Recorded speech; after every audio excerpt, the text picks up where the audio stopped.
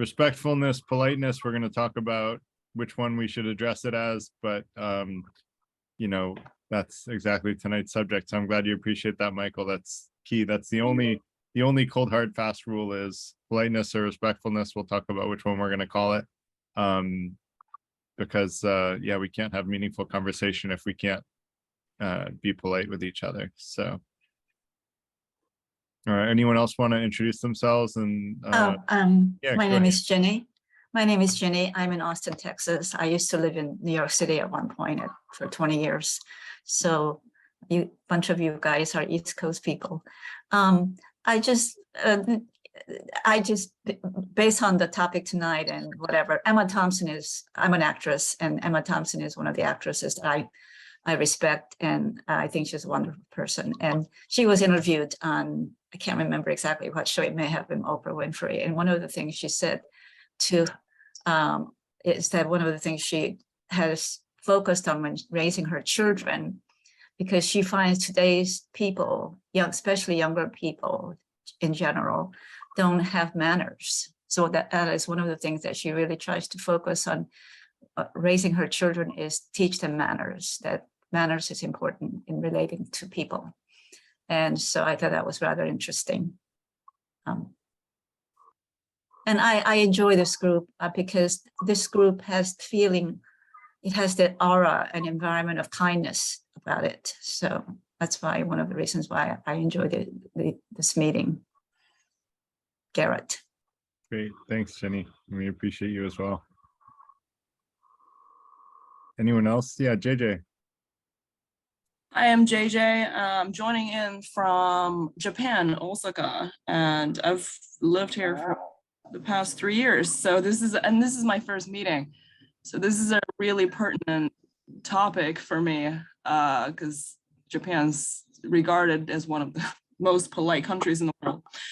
And yet I've noticed some social shifts in regards to manners and politeness here. So yeah, I'm really excited. Thank you. Thank you. Konnichiwa. Konnichiwa. Arigato for coming. Yeah, I'm really excited to hear what you have to say. Well, there will be a couple of us talking. I'll probably be the longest, but hopefully I'll be reasonably pithy. I always try to be. Anyone else want to introduce themselves? Yeah, I'm from London. My name's Cody. I've been to the event a few times, really like it. Yeah, that's not what I've got really. Great. And you're in London, I assume, from your name, or is that just your last Yeah, name? no, that's just where I am, name and location. Cool. Welcome.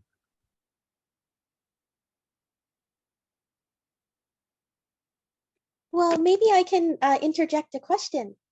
I was thinking this week or recently, has anybody been polite or impolite, and what happened? Or anything else? Well, I was driving back from Maine to New Jersey today with my wife, which is quite a long drive. And so many times people were put on their directional signals to merge in front of me. And each time they did, I slowed down and I flashed my lights to let them in. And not one time did anybody raise their hand to say thank you or flash their lights or anything. It's not a big thing, but if someone lets me in, I always wave to them to say thank you. Yeah, I do. I always say thank you. Yeah, I try to wave my hand at every polite driver move because they seem so rare these days. Yeah. Although, you know, and they're so appreciated when they come, like, and I see them more often in New Jersey than in Manhattan, right? There's not many polite driver moves in Manhattan. Like, it's a very dog eat dog world when you're driving in Manhattan, but I try to be polite there too. So although I can't be too polite or I get stepped all over. So I think perhaps I kind of learned to emulate that from my father when I was growing up. Go ahead. I'm sorry. We stepped on each other. No, you were first. If you go to the replay, you were about 1 second before me. Anyway, that's all I wanted to say, that I, emulated my father in waving back to people when they did something nice when they were driving. But it's been 20 years since I was last driving. I don't have a license. I worked on a passenger ship most of my life, and we used to get American tourists, and what an American said that Americans aren't as polite with especially the word please, which is very much English. May I please have a sandwich? Americans are not so much, because he I don't know how true it was a long time ago, but he was saying that to say please was sort of like you're begging in American parlance. I don't know how true that depends on what culture. That.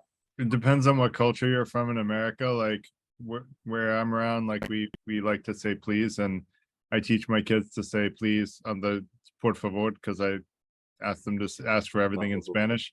But they always have to say please.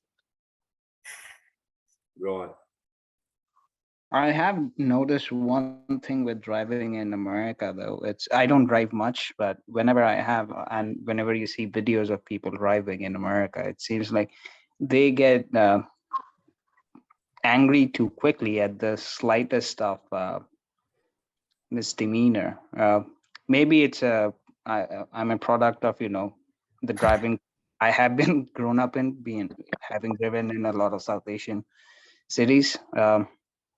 Nobody, but it does seem people also get, as well as being polite on the street, people also get too angry too quickly on the streets.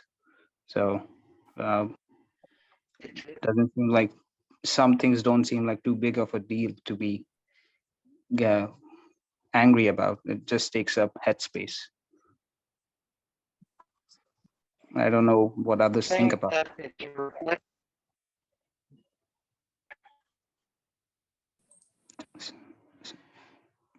I think it's a reflection of American taste. Don't know if necessarily any implications with this. You'll notice like Americans will come and race to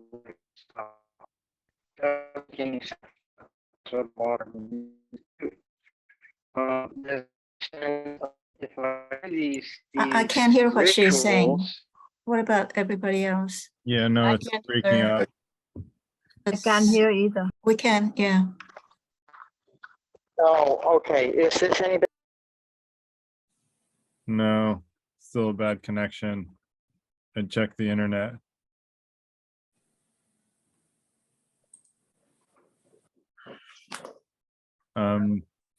So it's about 7 o'clock. That's when we usually kick off the actual event. So let's kind of get started, if that's okay, Ellis. I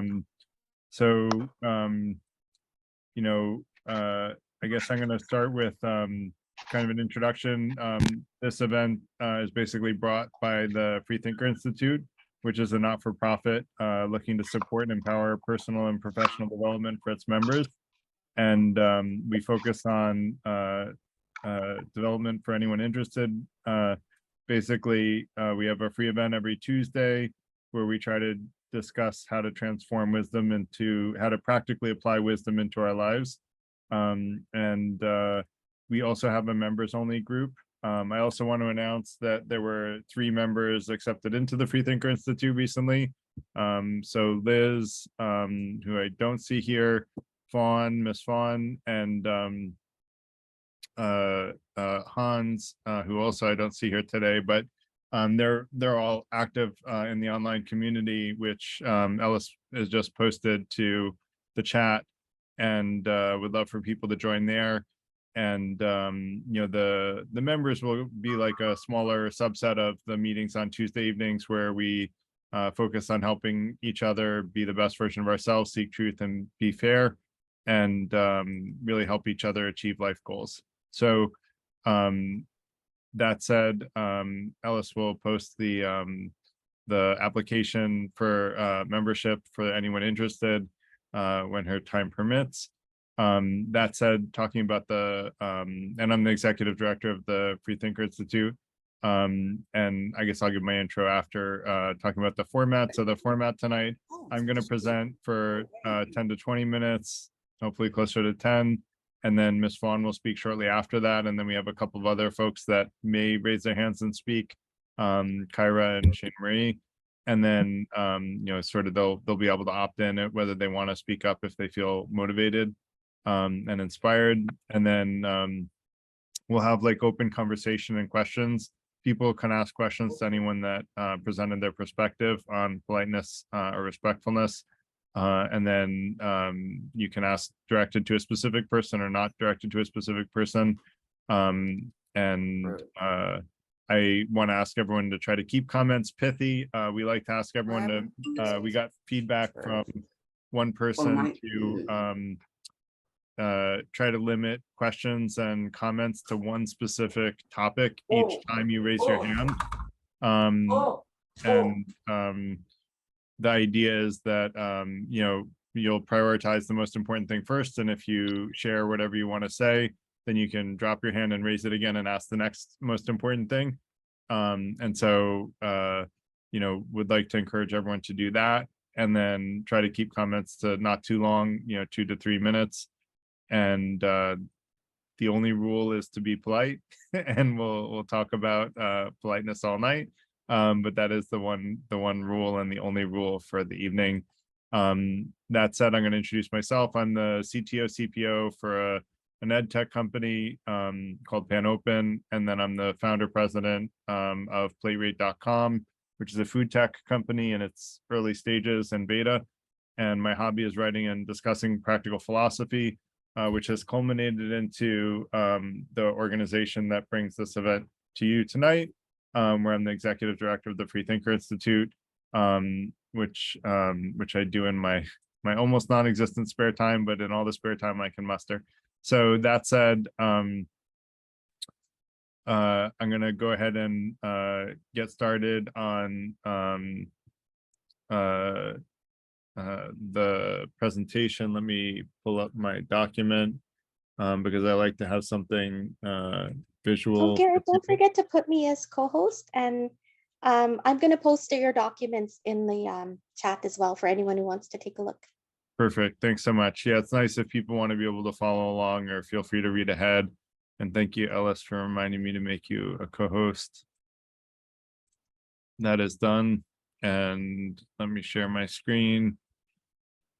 So basically, we're going to start out with definitions. Definitions are a good place to start. Basically, when I mentioned at one of our events that politeness was the only rule, some people objected and said it shouldn't be about politeness, it should be about respectfulness. And so in the interest of the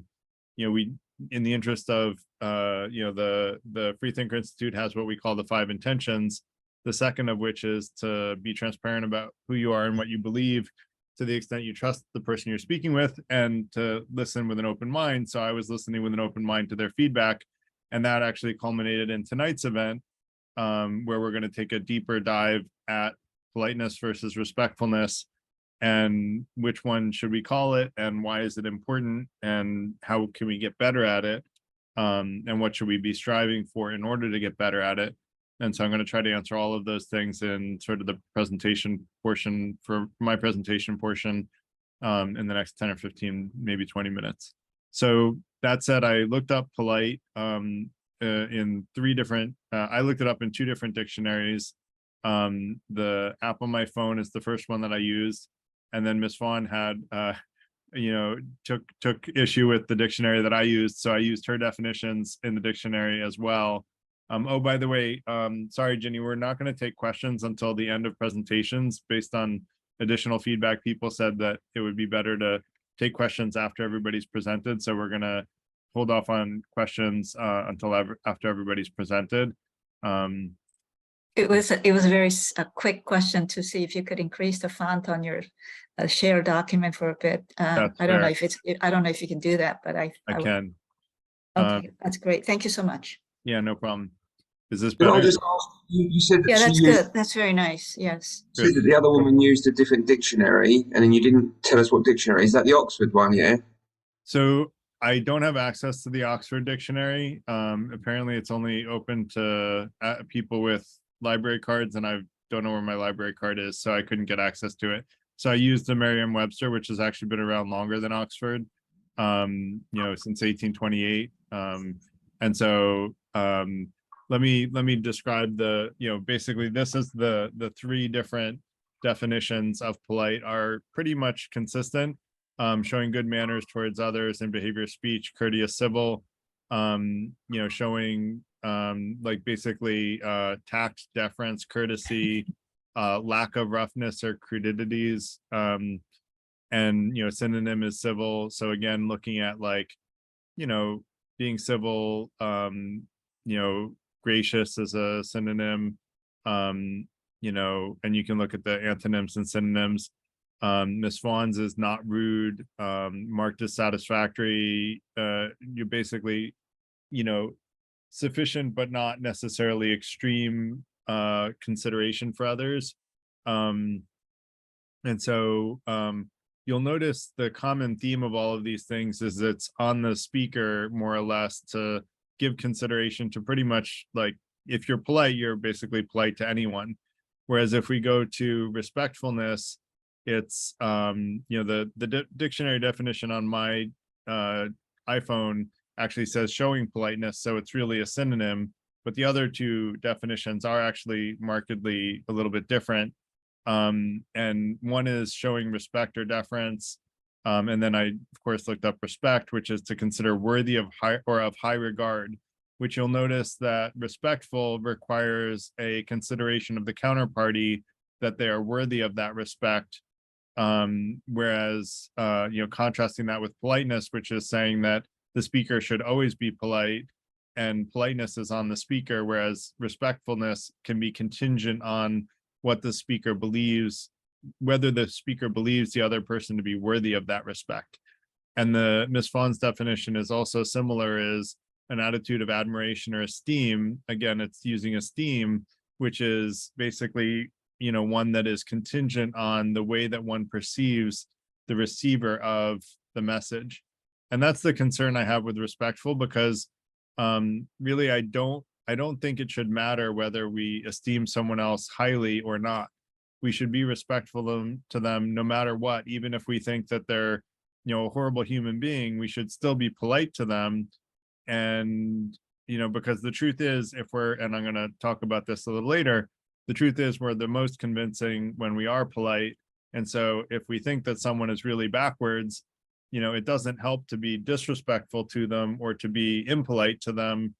And so if we say, well, this person isn't deserving of my respect, then that creates a loophole for someone to say, you know, I'll be respectful when I believe that I esteem that person highly. And I don't want to give that loophole to people. I want to say, look, it's on each of us to be polite. And so we should be polite to everybody, more or less. So I don't think that there should be a contingency that respectfulness allows, you know, there to be a contingency or loophole, whereas politeness doesn't allow that. So let's talk about, you know, why I think that it's important to be polite.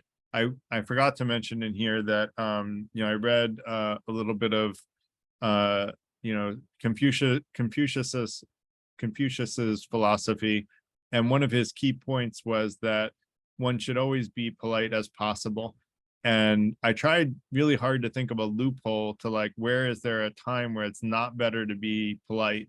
And there is like a diminishing returns where you could spend all day thinking about how to be polite, but then you missed your opportunity to talk to the person because they walked away from you. And so now you can't even say anything. So there's a diminishing returns where you can only work so hard before, you know, you can't say anything without trying to be super polite. But like, in general, giving some level of effort to be polite always seems to benefit even the speaker. And I haven't found any loophole to where being less polite is in your benefit. We've talked in the online community, a few people tried to come up with counterexamples, and so I welcome people trying to come up with them later, but I think I adequately addressed that their counterexamples were not actually examples where being less polite was actually beneficial. One person said, well, what if you're being robbed? Well, the truth is, if I'm being robbed by someone with a gun, being impolite to them is not exactly in my best interest, right? Like, I'm going to be like, oh, what do you need? Like, I'm happy to give you anything you want. You want my wallet? Do you want my keys? Take it all. Like, so I'm going to be very polite to someone who's robbing me, because, making them angry is not going to help my situation. So that said, I'm not going to, tell them where my house is or give them my address or anything like that when I give them my keys. But certainly not unsolicited. But that said, basically there are three parts of the brain. The oldest is the reptilian, which is the fight or flight brain. We've talked about this at other events, but I'm going to repeat it because a lot of people are new here. And this is basically, where you either cower in fear or you get angry and you're ready to fight someone. That's neither one of those is conducive to self-improvement or like good conversation or seeking truth or being fair.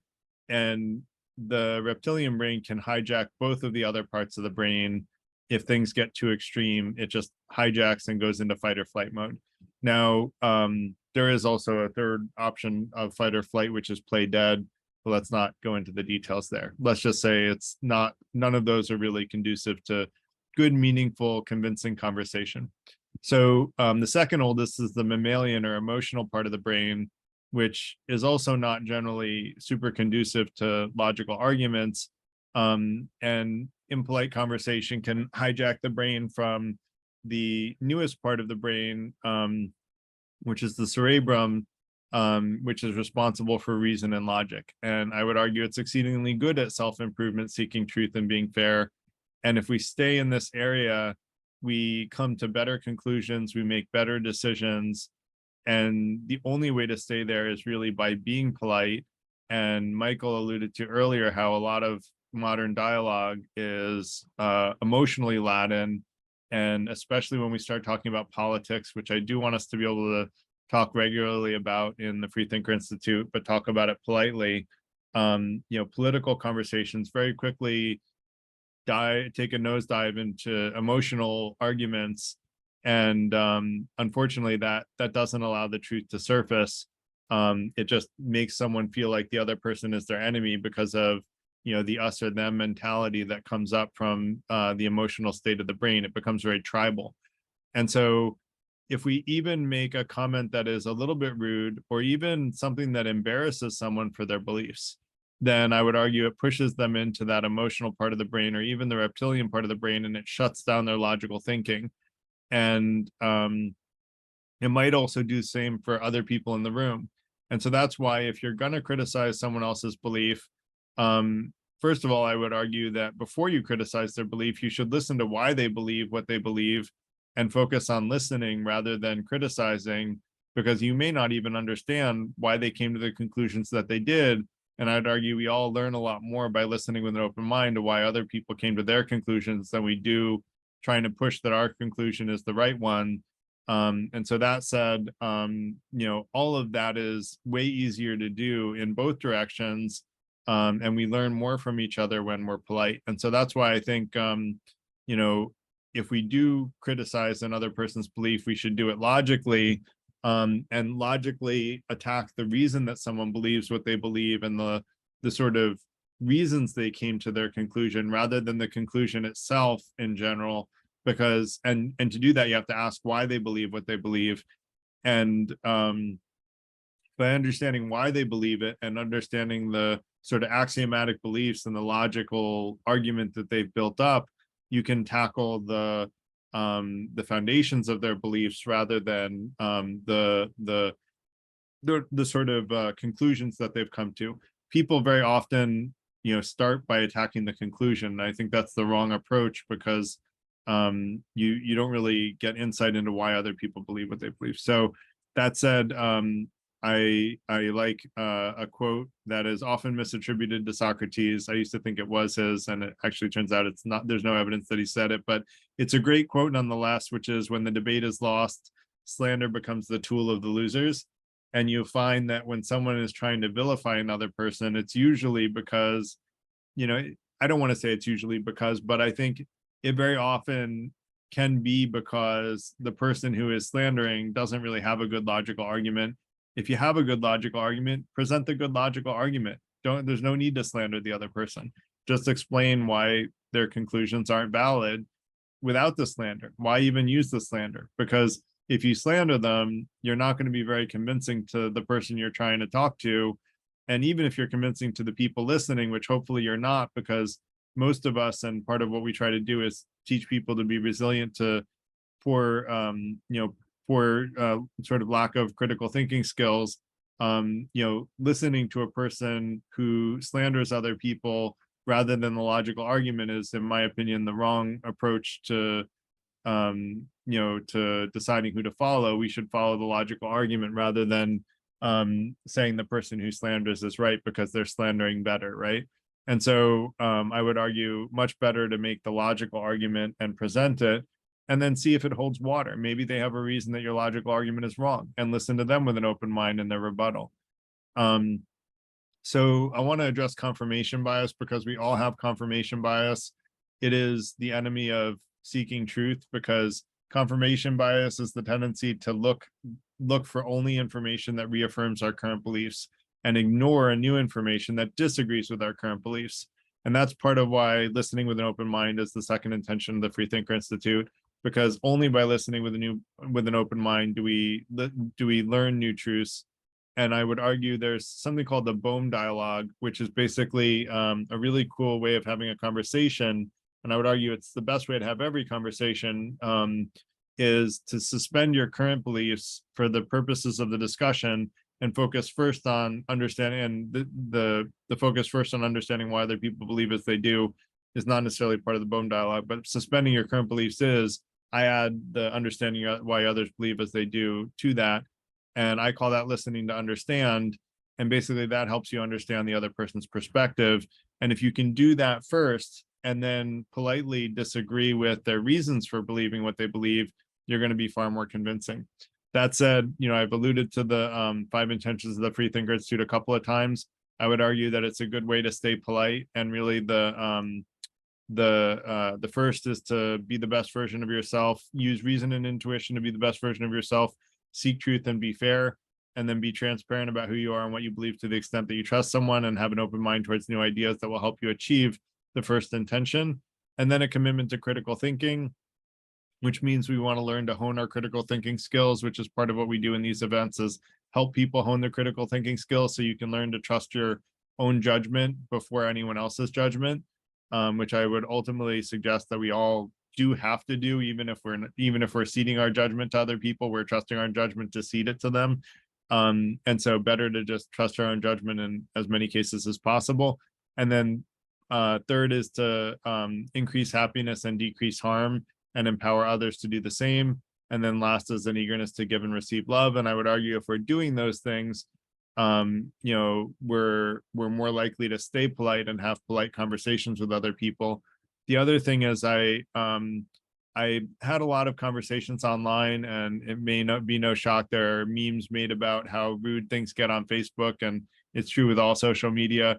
Text chat doesn't have the possibility of seeing how people are, listening to their tone of voice and listening to the sincerity in their tone of voice, or knowing when someone's being sarcastic. So there's all kinds of rude conversation that can happen in online forums, even more than when you meet people in person. And so I came up with this sort of paradigm for on mature conversations. And basically what I noticed is some different scenarios that people get into. So first of all, if someone else disagrees with you, and these are all in order of least mature ways of responding to most mature way of responding. So first you could attack the other person with an ad hominem, right? Oh, you're a jerk, you're an idiot, right? You disagree with me, you're an idiot. The other is you could attack the person's idea, criticizing it without a good explanation of the criticism. Or you could ignore them and reply with your own opinion. Or you could politely explain that you disagree with the person and provide a good justification, but ignore all of the points that they made. I would argue even better than that, though, is replying back and politely addressing their points along with your perspective on them, asking for clarification wherever you don't understand something or think you may disagree with them. But I would argue more politely than that is restating their opinion to make sure you understand it, mention what you agree with and what you learned from them, ask clarifying questions where you're unclear or where you may disagree with them, and then clarify where you may disagree with things you clearly understood along with why you disagree. And I would argue that a lot of people are in this area, in their online conversations, or even some people in-person conversations, but this is really where we should be striving to be. And that said, that's for when someone disagrees.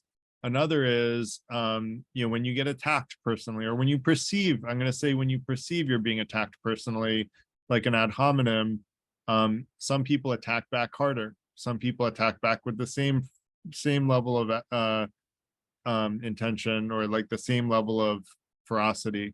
And then some attack back less hard, some ignore it. And then you can get a little bit more absorbing the negativity, politely pointing out how you perceive their attack, and ask why they're doing it, and or ask them to stop doing it, to better understand their perspective. The best is really to empathize with them and, see if there's something wrong with that person, right? And you can do ENF at the same time, because usually if someone is, attacking you, there's two possibilities. Either you misunderstood and they weren't actually attacking you, which actually 90% of conflict comes from misunderstanding. So the truth is 90% of the time that you think someone's attacking you, it's probably based on a misunderstanding. So doing these things above, probably are the first place to start, which is, making sure you understand their perspective and restating it. And then if they're still angry after all that, then empathizing and asking if anything's wrong with them privately can be another way of approaching it. If you continue to get attacked in spite of that, I'm not going to go into all of this in detail, but the other thing I would say is, you can read through this, but then if you see other people being attacked, there's also a, you can attack someone that's being attacked, or you can validate that the attacker is right, or you can ignore the situation. You can attack the aggressor because they seem wrong, or you can try to remove someone from the situation. But I'd argue the best thing to do is to try to figure out what's going on and try to hear and listen with an open mind to both parties' perspectives, and ask them to try to reconcile with each other and try to facilitate open and honest communication, open, honest, polite communication between them, which is where this all ties back into politeness.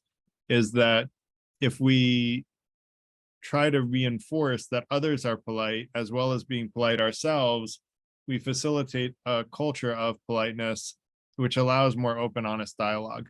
So that's why I say that I think politeness is super important and something that we should all be intending to do at all times. It's a part of what I consider the first intention, which is being the best version of ourselves. Is the best version of myself is polite. And I myself am not always polite. Sometimes I get rude, and I don't mean to be rude, but sometimes I get into an emotional state and I'm angry or I'm frustrated, and then I get rude. And so I try to be more self-aware about that, to keep myself accountable to always being polite, because I think it's super important. But we're all human and we all make mistakes.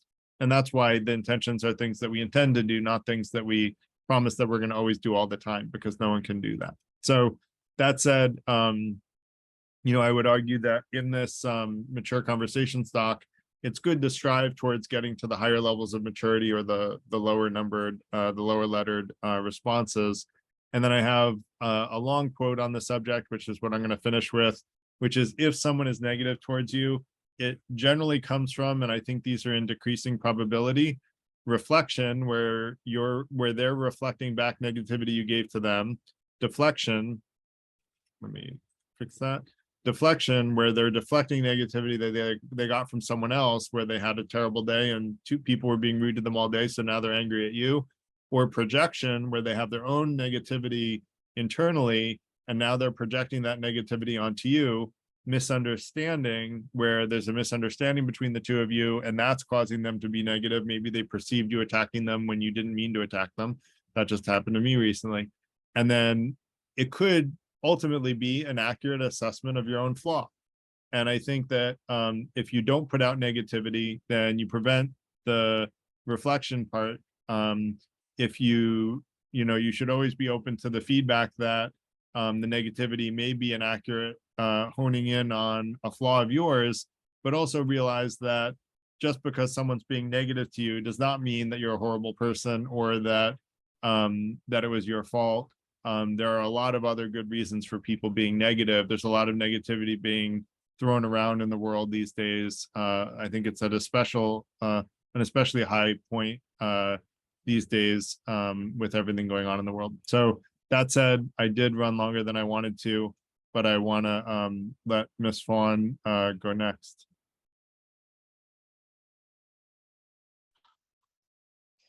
Thank you, Karen. And thank you for using my definitions. I hadn't expected that. There is a number 7 in courtesy, in respect, is just having courtesy and respect for the other person's feeling. And that's what I would call being tactful.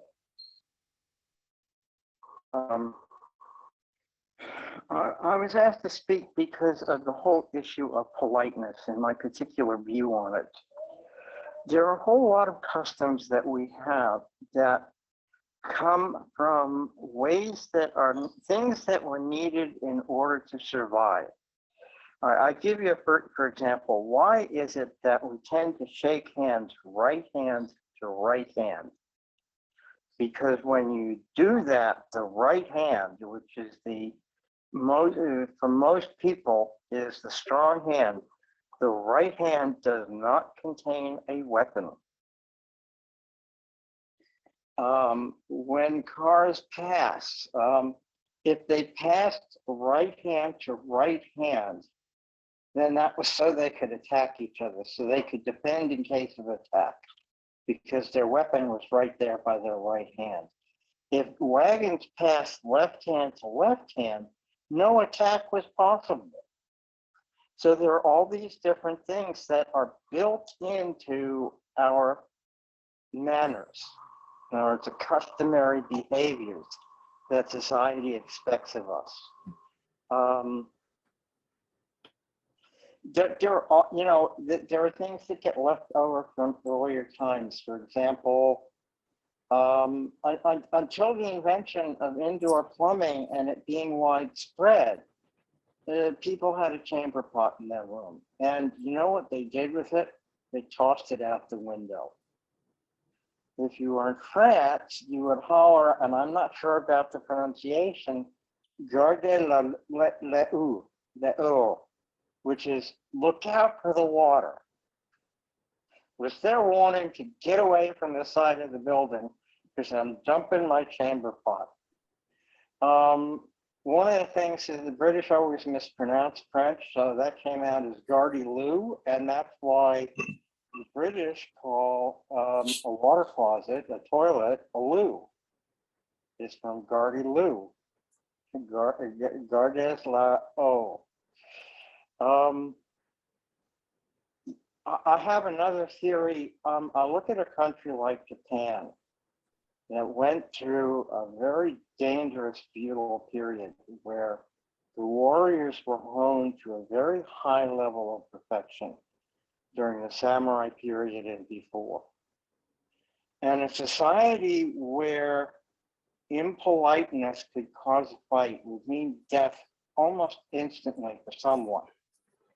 And a society really cannot tolerate that.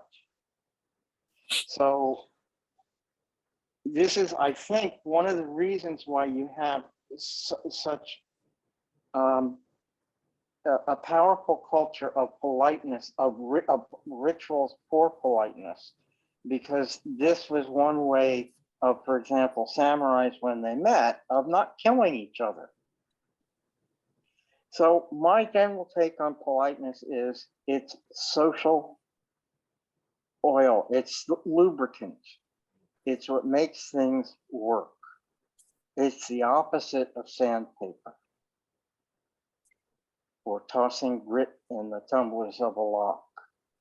And it's very important. There was a time, like if we think about the Edwardian period, which we see in TV series and stuff, when there were very high manners. There was a time when what your manners were was a way to distinguish what class you were from. But this is no longer the case, and we should no longer have a resentment towards politeness and good manners because they are no longer a way of demonstrating whether you're high-born, low-born, middle-born, or whatever born. So it's social lubricant. It makes things work better. And I think that's the best way I can express it. You're trying to avoid conflict. You're trying to make things happen. And I will conclude with just something that from the book entitled The Four Agreements by Don Miguel Ruiz, I believe it is, a Mexican surgeon who teaches Toltec wisdom. And the four agreements, I won't go through all of them, but number 2 is don't take anything personally. And in our discussions, this is very important. When somebody says something to us that appears to be attacking us, it is not about us, it's about the speaker. So we should let it roll off our backs like water and not take it personal.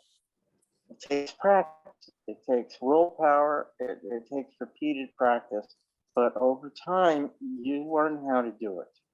And I know that as part of my intention number 1, I'm trying to employ what I've learned from the four agreements.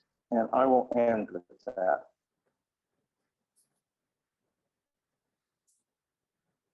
Great. Thanks, Ms. Fawn. Now I want to check if Shane Marie or Kyra. I think Kyra's here if she wants to say a Yeah. little bit, maybe 3 to 4 minutes. Yeah, Kyra, do you want to share your thoughts?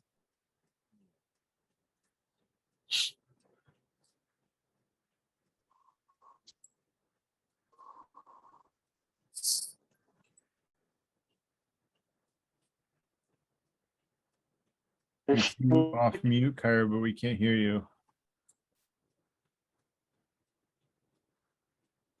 I don't know if it's Kyra or Kira. That's okay. We can always get her later. Okay. So I guess we're opening out our discussion. That's okay. I'm here. I Oh, just turned wonderful. my, You're there. Great. How do you sorry. pronounce your Can you name? hear me now? Okay. Yes. I was with my headphones, but How do you pronounce your name? I apologize for not knowing.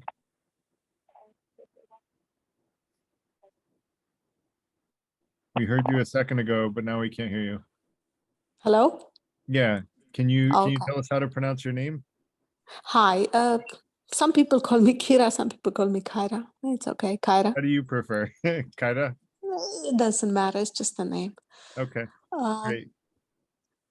Basically, what I was about to explain. First, I'm a mathematician by profession, and I always try to understand logically, and of course, use a logical argument in debating. And but after maybe years of reflection, I realized that basically the triggers of our actions and decisions are feelings. And understanding the feelings are what triggers our actions and decisions. If the feelings are strong, then our decisions are basically, no matter how logical you are, our decisions are not as good as we could. So basically it impairs our decision making. And this could be basically just realizing just this thought. This is just a cognition. For example, we have feelings like, let's say we're overwhelmed, like it happened a situation, you come from work, and after work you have somebody in a hospital, you have to take care and so on. You have a lot of things to juggle about. And how can you handle, how can you make good decisions when our feelings are very strong? And understanding that, because we have to make decisions that are very important and in critical situations, because these are usually critical situations, then we manage to quiet down. We do it. We rather than just meditating. This can be done, but you cannot actually do it.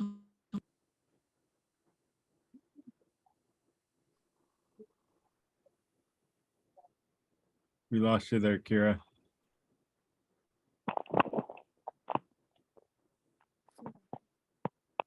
Are you still there? I had my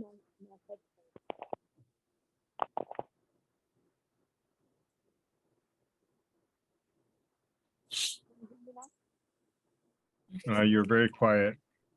Okay, can you hear me now? Now we Hello? can. Yes. What happens, I had these headphones and they keep switching, turning on and off by themselves. Anyway, it's okay? Can you hear me? Yeah, go ahead. Okay, so this is the main thing, is understanding that feelings are the triggers of our actions and decisions. Then we can basically control our strong feelings when we have to make decisions that are really, really important to us. Because what happens is, for example, from my experience, I usually brainstorm. I have lot of ideas, but when I'm calm. However, what I realized that when I have very, very, very strong emotions, basically I don't have that many ideas, and usually I don't have the optimal solution. I don't get to the optimal solution. So basically it impairs my ability to find the best solution, the most optimal solution. And this is very, sometimes it's very important to have that optimal solution, because you go back in time and you wonder why I did not see that solution. It was right in front of me. And that is because I had very, very strong feelings. Now, when we interacting with other people, sometimes we get frustrated because somebody, for example, yells at you or cuts you off when you're driving or this or that. But sometimes can happen, like for example, in New York City, you could be in an environment that can happen quite often. You are in a crowded situation. You are, it could happen. It could happen more than randomly. It could happen quite often. So how do we handle? But by developing these strong emotions. Understanding that basically, as you said, politeness, what is politeness? Is making space, giving space to other people as well.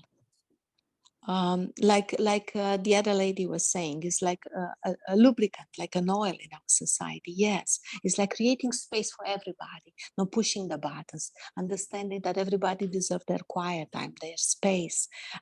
So I guess it is an important thing in a society. But when people are pushing our buttons, we need to understand that they do it either maybe automatically because that's how they learned, or maybe they're very stressed, or there is a reason why they're doing it, and usually on their advantage. Oh, Kira, So- that sounds that's wonderful. Thank you so much for contributing. So that's it for our speaker portion, and we're going to move on to open discussion. And we have a smaller group tonight, so maybe under 3 minutes, between 3 and 3.5 to 4, and we can make it a warm discussion. Anybody that likes to, you can, state your name and something, you could tell a story or maybe go deeper into what your content is in your comment. We're all here to get to know each other as well. So we have a smaller group tonight. Okay. Thank you. Garrett, you can take over. Great, thanks. So Octavio, do you want to start us off?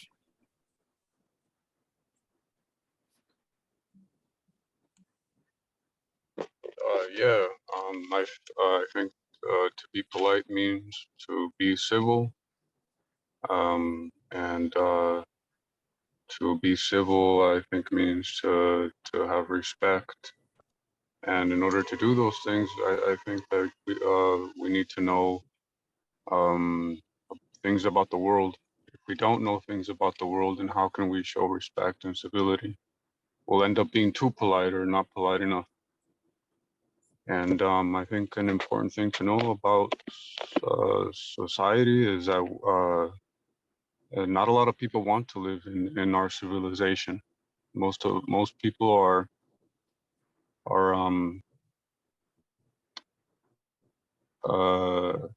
living paycheck to paycheck.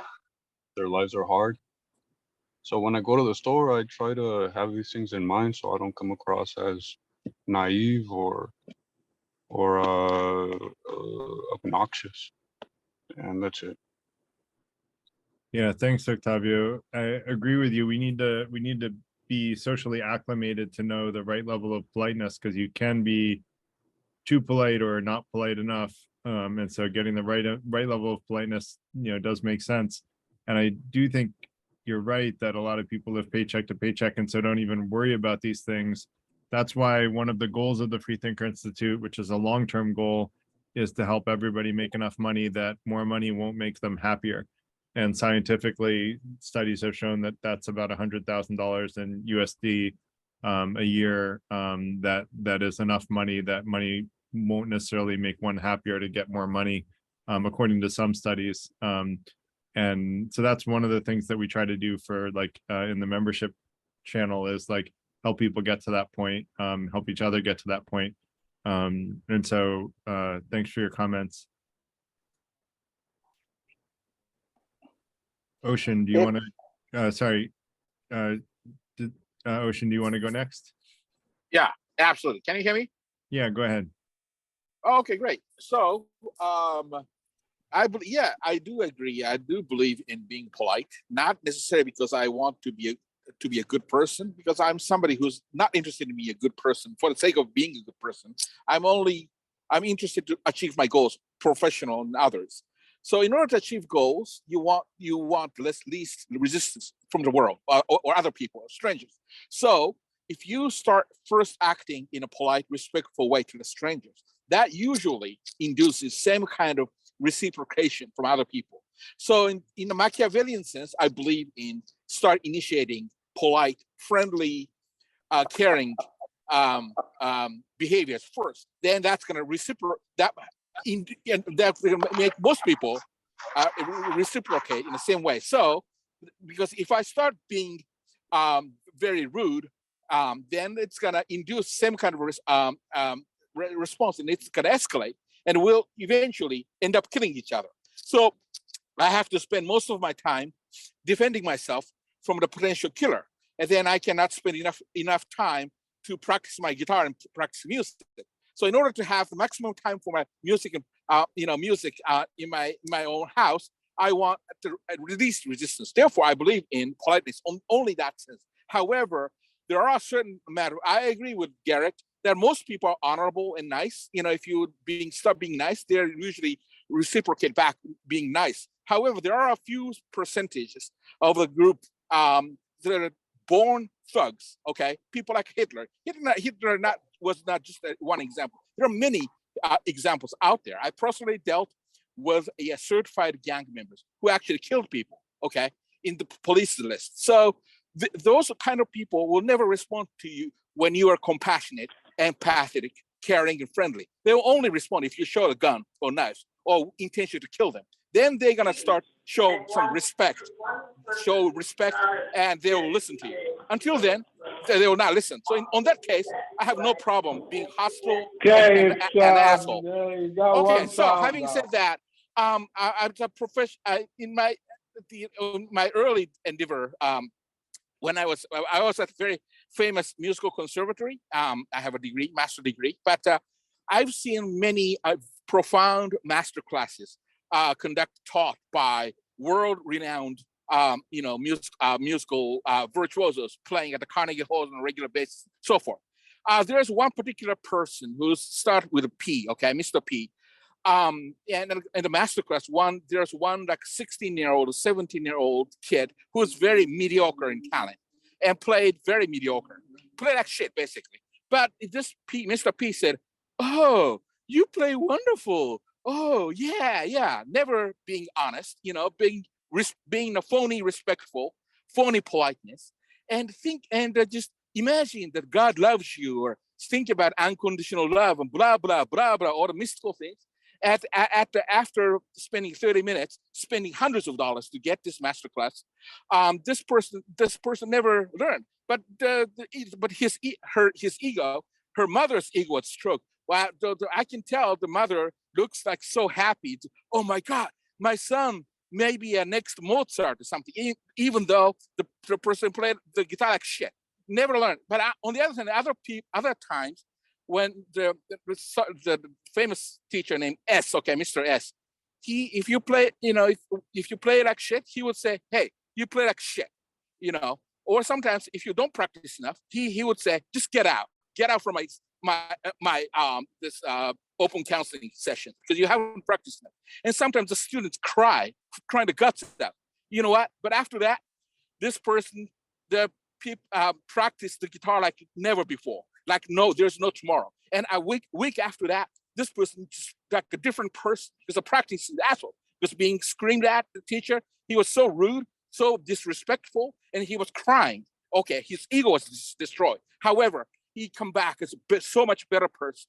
So contrasting examples, sometimes being polite, respectful means not just being nothing, but very harmful. Whereas rude honesty may be more helpful in the long run. Thank you. So Ocean, I don't think anyone is saying that rudeness can't get results, but I think you can politely say that someone is a poor player of an instrument. And my kid's piano teacher told them, "It seems pretty clear you didn't practice since the last time we met." My kids are 5, so admittedly we didn't push them to practice. They didn't practice. And so the piano teacher said, "Seems pretty clear you didn't practice." Now, she didn't put the fear of God into them that they're going to be horrible human beings if they don't practice piano every day. And maybe if she did that, they would practice harder. But is that more psychologically damaging than the benefit of being better piano players? I would argue it is, and I wouldn't keep the piano teacher if she did that. So hear your point, like rudeness can definitely get results. And there are lots of examples of famous people. Steve Jobs was supposed to be pretty rude to some of his employees and, not always well liked because he could be very antagonistic, but he got great results, right? That doesn't mean that it was the only way to achieve the goal. I would argue he could have achieved the same goal being polite. It just wasn't something in his sphere of influence or that he was capable of doing at the time. I disagree. I think only Steve Jobs can have in the same room 5 top executives of a record company and created the iTunes. If he was a nice, polite guy, that would never have happened because he was a tyrannical, like all those 5 fat, greedy record company presidents agreed to Steve Jobs. Well, you're welcome to think that, Ocean, but I think that there are plenty of actually, if you look at the number of executives that are in leadership positions in companies, the vast majority of the ones that I've interacted with were extremely polite and they got great results. And, that was, across a variety of companies that I've worked in. And actually, more importantly than that, when they look at studies of people who make it to top positions, according to leadership books I've read, the people who are givers, and people who are givers are those that give more than they receive, are actually the ones that make it to executive positions more often. So it would be shocking for me if all those givers were actually rude people. They wouldn't be, you know, giving more if they were rude. So I think those givers are generally polite, and those are actually the majority of people in leadership positions according to leadership books. I'm not saying you have to be rude 100% of the time to be successful. Ocean, I'm not saying that though. Please Ocean, don't get, yeah. maybe put up your hand again, and then we'll get you later. But Yeah, I'm thank you not so saying much. that being 100% rude. That's not what I'm saying. Right. Yeah.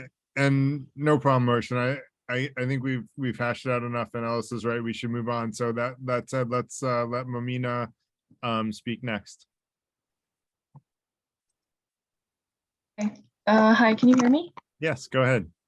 Hi, my name is Momina. My background is also in math. I did my math MSc. I finished it last year, and now I'm working as a software dev. I guess the reason why I joined today was because I've always had a passion for philosophy starting in high school. And recently I picked up some existential philosophy books again. So I was like, this is a perfect chance to get engaged with the community because I've never really done that. One thing I thought about, maybe I'm conflating policy with the wrong thing is, but I think to some degree, this concept of being very polite and very formal can be a bit disingenuous. I think, especially maybe it's just in my generation, we have this tendency to be scared to speak our mind and to be direct, which I think is ultimately hindering our self-development. And I think in the end, if we're honest in a helpful way or in a way that we're seeking to be either understood better or corrected, then I think that will actually help society as a whole in a I guess more productive way. So I think if, like before, for example, giving advice, we could always ask, we'd be like, are you in a space to accept it? Because I think empathy is universal to some degree. So I think even if there's some sort of slight differences, like I didn't bow my head properly or I didn't shake your hand properly, if upon conversation we establish that I do care about being kind and respectful, ultimately it doesn't really matter how I shook your hand. Like what matters is that I'm willing to discuss, that I'm willing to change, that I'm willing to be considerate for the future. So I think my point is that people need to be less afraid to be who they are and to make mistakes, because that's part of the deal of learning to be human. Yeah, and I hear everything you're saying. I agree with you, but I think we may be using different definitions of polite, because the things that you're talking about like how you shake someone's hand, for me, that's not about politeness, right? That's just a social custom. And actually the second intention of the Freethinker Institute is to be transparent about what you believe. And yes, you should speak up. Liz's term for this is self-advocacy. Sorry, she's not here tonight to say it, but I'll say it for her. And I think we should all self-advocate, but we can do it politely. And all we're saying is, yes, speak your mind. Yes, share your opinions. And I think your generation, at least my experience with people from your generation, a number of whom work in my company, is that they are very willing to self-advocate and share their opinions when they know that it's welcomed, which it is in my company. And so I think that if you go to most traditional companies, they don't want to hear your opinion because you're not senior enough, you're not old enough, and they're the decision makers, they're the older people, and they're the ones that want to make the decision. But if you politely share your opinions and you find that they're not being listened to, then maybe you should take your talent somewhere else where your opinion will be listened to. And that's called voting with your feet. But I do think that, you know, you should self-advocate, and I think that's a good thing. And I don't think politeness stops you from self-advocating. It sounds like when you share your opinions, you do it politely, and you can do both. And I think you should do both. You should share your opinions transparently, but do it in a polite way so you're not offending people along the way. And it sounds like you do that, if that makes sense. So I'll give you an example. So I work in STEM and most of my team is usually guys. Maybe this has to do with it, but a lot of times they interrupt each other or they're bouncing ideas off each other. And I just can't get a word in unless I interrupt them too. So I risk offending someone, but how else will I get my opinion heard or get my questions answered. So it's weird. I don't know how to reconcile that. No, I think that's a great point, and that comes to the point made earlier by Octavio, which is you need to be in the world to see what the level of politeness is within a person, and it differs in microculture, right? In your microculture, interrupting isn't rude, right? Like they all interrupt each other, so it's a norm, and it's an accepted norm that interrupting is a-okay, right? And quite frankly, I don't mind if people interrupt me. Like I used to get annoyed by that when I was younger, but now, like, if someone thinks it's more important to say what they want to say than what I'm saying, cool, interrupt me. I'll shut up, and like, go ahead and interrupt me. I have no problem. And I don't think that interrupting should be seen as a negative thing. And as long as it's agreed upon that it's not, then it's not. Does that make sense? Yeah, that makes sense. So don't feel bad about interrupting them because they do it with each other too. So feel free to get your word in there, young lady. Like don't feel rude when you're doing that because they're doing it anyway. So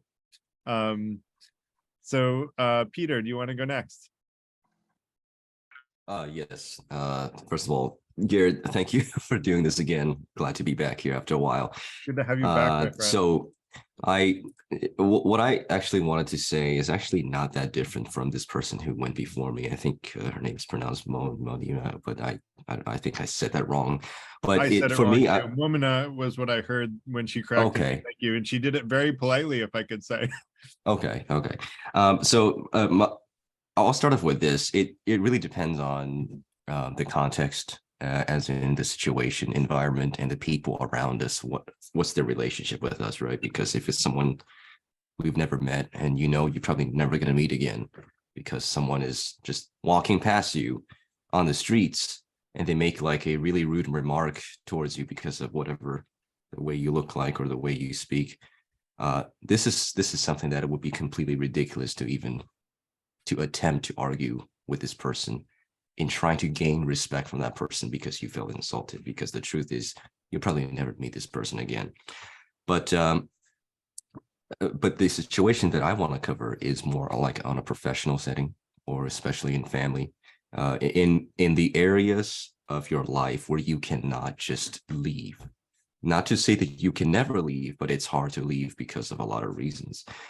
And for example, I recently had this Zoom meeting. This is a casual Zoom meeting. It's not professional Zoom meeting for context.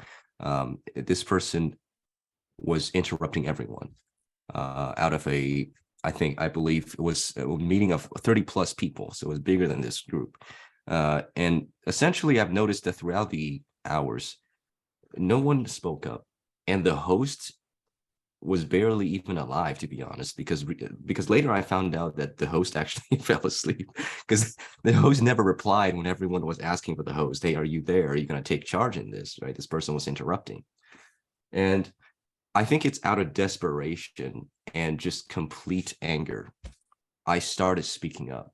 I started off politely by saying, like, excuse me, you are interrupting everyone here. Like literally without a heartbeat. You have not interrupted a single person.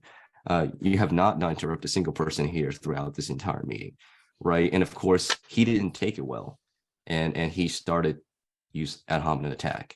And I don't know why this is, and I can't read people's minds. And frankly, I don't really care about a random person's life. Yes, we all go through different things, but this is no excuse to just treat people like this. And I had a choice in that moment. This is just one example. I'm going to use just this one because I don't want to waste too much time here, but could I have let it go like everyone else? Absolutely. I could have even left the meeting. But see, the thing is, I RSVP'd this event 2 months in advance. So what I'm trying to say is I really wanted to be there. And to have someone to ruin that experience for me and have no one else, this is the important part, no one else to actually speak up. That's why I started speaking up in the first place. If someone else did that, I would have never said a single word because I don't like conflict. I know what it's like to go through PTSD in childhood. But you know what? I told myself if I didn't say anything, this person not only would get what they want, as in just bullying other people, but also no one else would think that there's a single person in that moment, in their world at that point, would actually be the person to stand up for everyone else. I think a lot of people like to think to themselves, why can't we have more people like this? Or we need more people like this. Not many people actually be those people. And that's where I actually went out of my comfort zone and actually be that person. I started off politely, but he insulted me right away. And eventually what I did was, and I hate to say this because I don't like this either, but it's one of those times that I felt that fighting fire with fire is absolutely necessary. What I did was this, okay? It doesn't sound pretty, I'll admit it right away.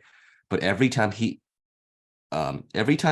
interrupted someone else or myself, doesn't matter who, I would start speaking until he would stop. But the problem is he didn't, because he believed he could bulldoze his way through life. And what happened was, I've done this so much, and it's unfortunate because a lot of people actually left the meeting because of this conflict. But eventually he literally just said F you, and then he left as well. Now, that is definitely not the smoothest way to go about things. But I think people like that needs to have someone of what I did that day to confront them, or else they will never see any bounds. So my point here is, yes, that's an extreme situation. And obviously we should not do this 99% of the time, but there is a time and place for it. And to conclude what I'm saying with one phrase is that honest conflict is actually always better than dishonest harmony. Thank you. You're muted, Garrett. All right, sorry, I went on mute for a second. Peter, I actually think I applaud you, first of all, because I think you actually did the more polite thing in speaking up, because the guy was ruining the event. He was talking over everybody, and I'm sure most people get annoyed when they get talked over. So he was probably annoying everybody.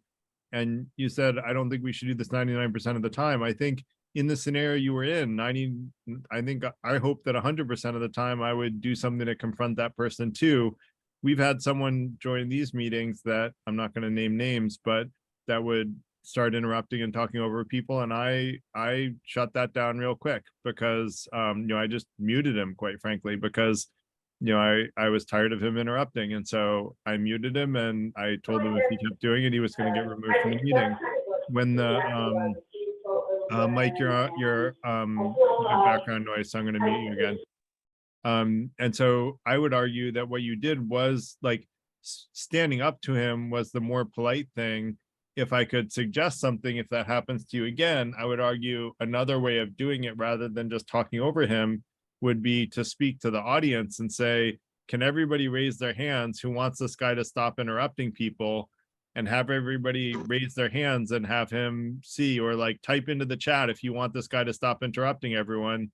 And he would see like a flurry of everyone going, yeah, please stop interrupting, because when they get prompted, I think people will speak up for themselves, but they need to be prompted sometimes, because most people do want to avoid conflict. But if they're amongst a group of people who are all raising their hands at once, it might be a slightly more polite way of handling it. Mind you, I'm not trying to criticize you. I think you handled it really well, and for doing it on the fly, you did a great job, and I'm happy you made the guy leave, because he sounds like a jerk.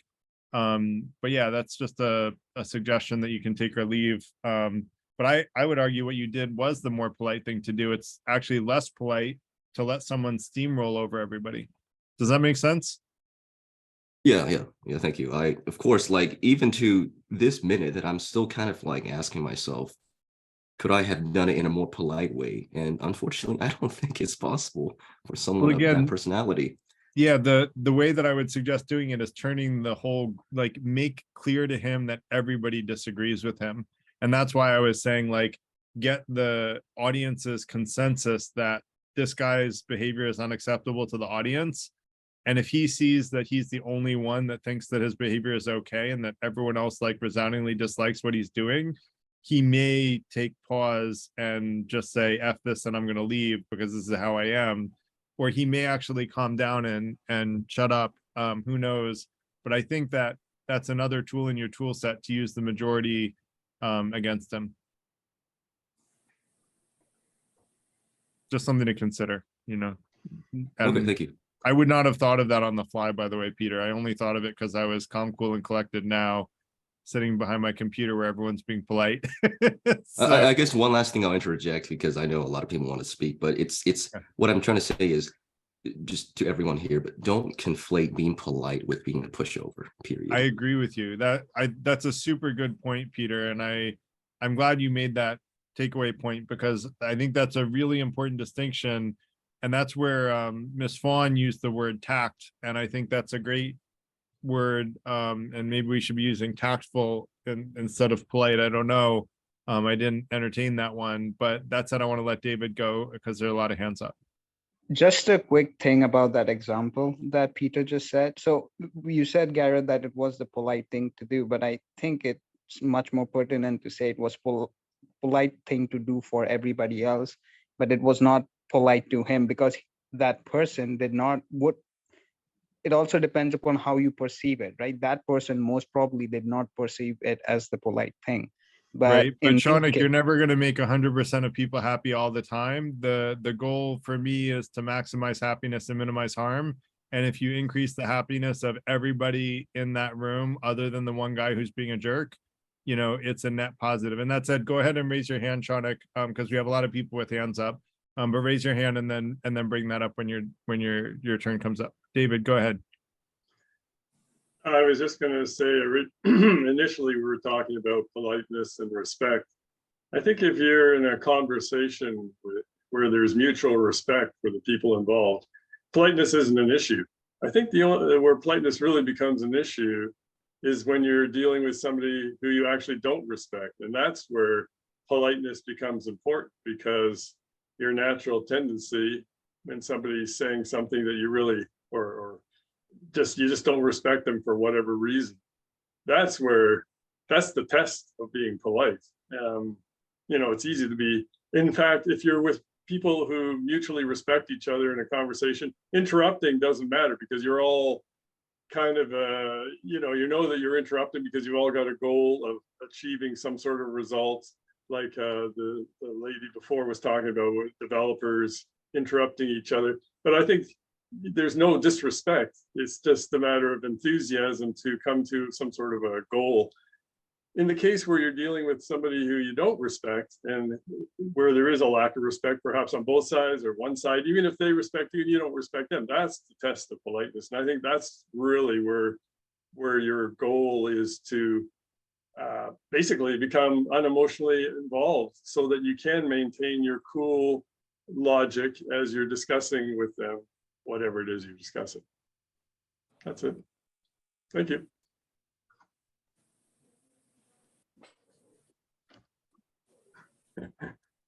Hello, is there anyone there? Sorry, I put everyone to sleep. Is that what I did? I put everyone to sleep. You know, if we go past 9 o'clock, you'll find I fall asleep. That's why I end at 9. But actually, I was reading the chat because someone got kicked out by accident. I don't know how, and I just wanted to let them know we didn't kick them out. So, but yeah, I totally, and David, what you're saying sort of helps me revalidate that politeness is the right term, because I agree with you 110%. Like, politeness should be expected all the time. And, you know, if there's mutual respect, people are naturally going to be polite to each other. And so, the politeness comes when you don't respect the person. You should still be polite to them. So I think your point is well made. And that said, I want to let Michael go. I would like to address those instances where we have short interactions with anonymous people, like in the supermarket or on the street, in the park, whatever. And I think it's a basic fact of human nature that we all have some level of insecurity. And I also think that we want to feel that we have relevance and that people understand that we have dignity. And I think the politeness of hello, thank you, you're welcome, may I please help you, holding the door for someone who's behind you, I think that it can be very important to people to let them know that you think they are relevant and they have dignity. And I think it may, in fact, I've read research that says it can have a lot of a very profound positive effect in the lives of others. And I think in most people's cases, the one who expresses that politeness achieves a level of gratification as well. And that's just what I wanted to say. Yeah, I think that's a great point, Michael. I would just, having grown up in a town where we all smiled at each other when we walked down the street and we would wave, you can't do that in New York City. People think you're weird. So like, like if I smile at people in New York City, they give me this like dirty look sometimes, and I'm like, I swear this is just a natural instinct for me to smile to someone who I walk past in the street. So I totally agree with you. I think politeness with random strangers can breed like this infectious positivity, which is a really positive thing.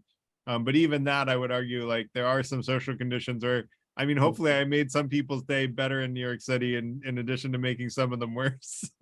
But yeah, I smile at people in New York City sometimes when I forget to not smile in New York City. Well, I mean, when you're having an actual interaction, like in a store, talking to someone else at the dog park, like we said, letting someone in to your lane on the highway.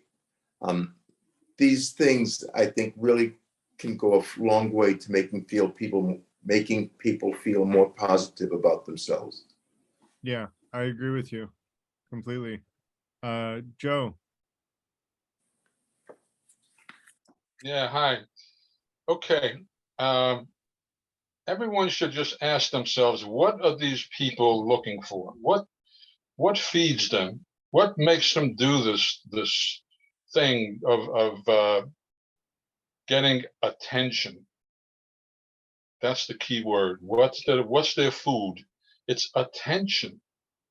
So how do you deal with it? By simply not providing any kind of attention.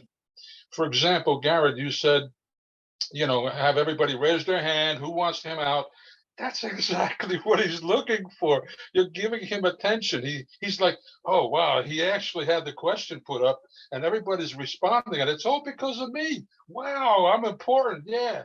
So the key is you have to take all of that away from the person. So what's the best answer?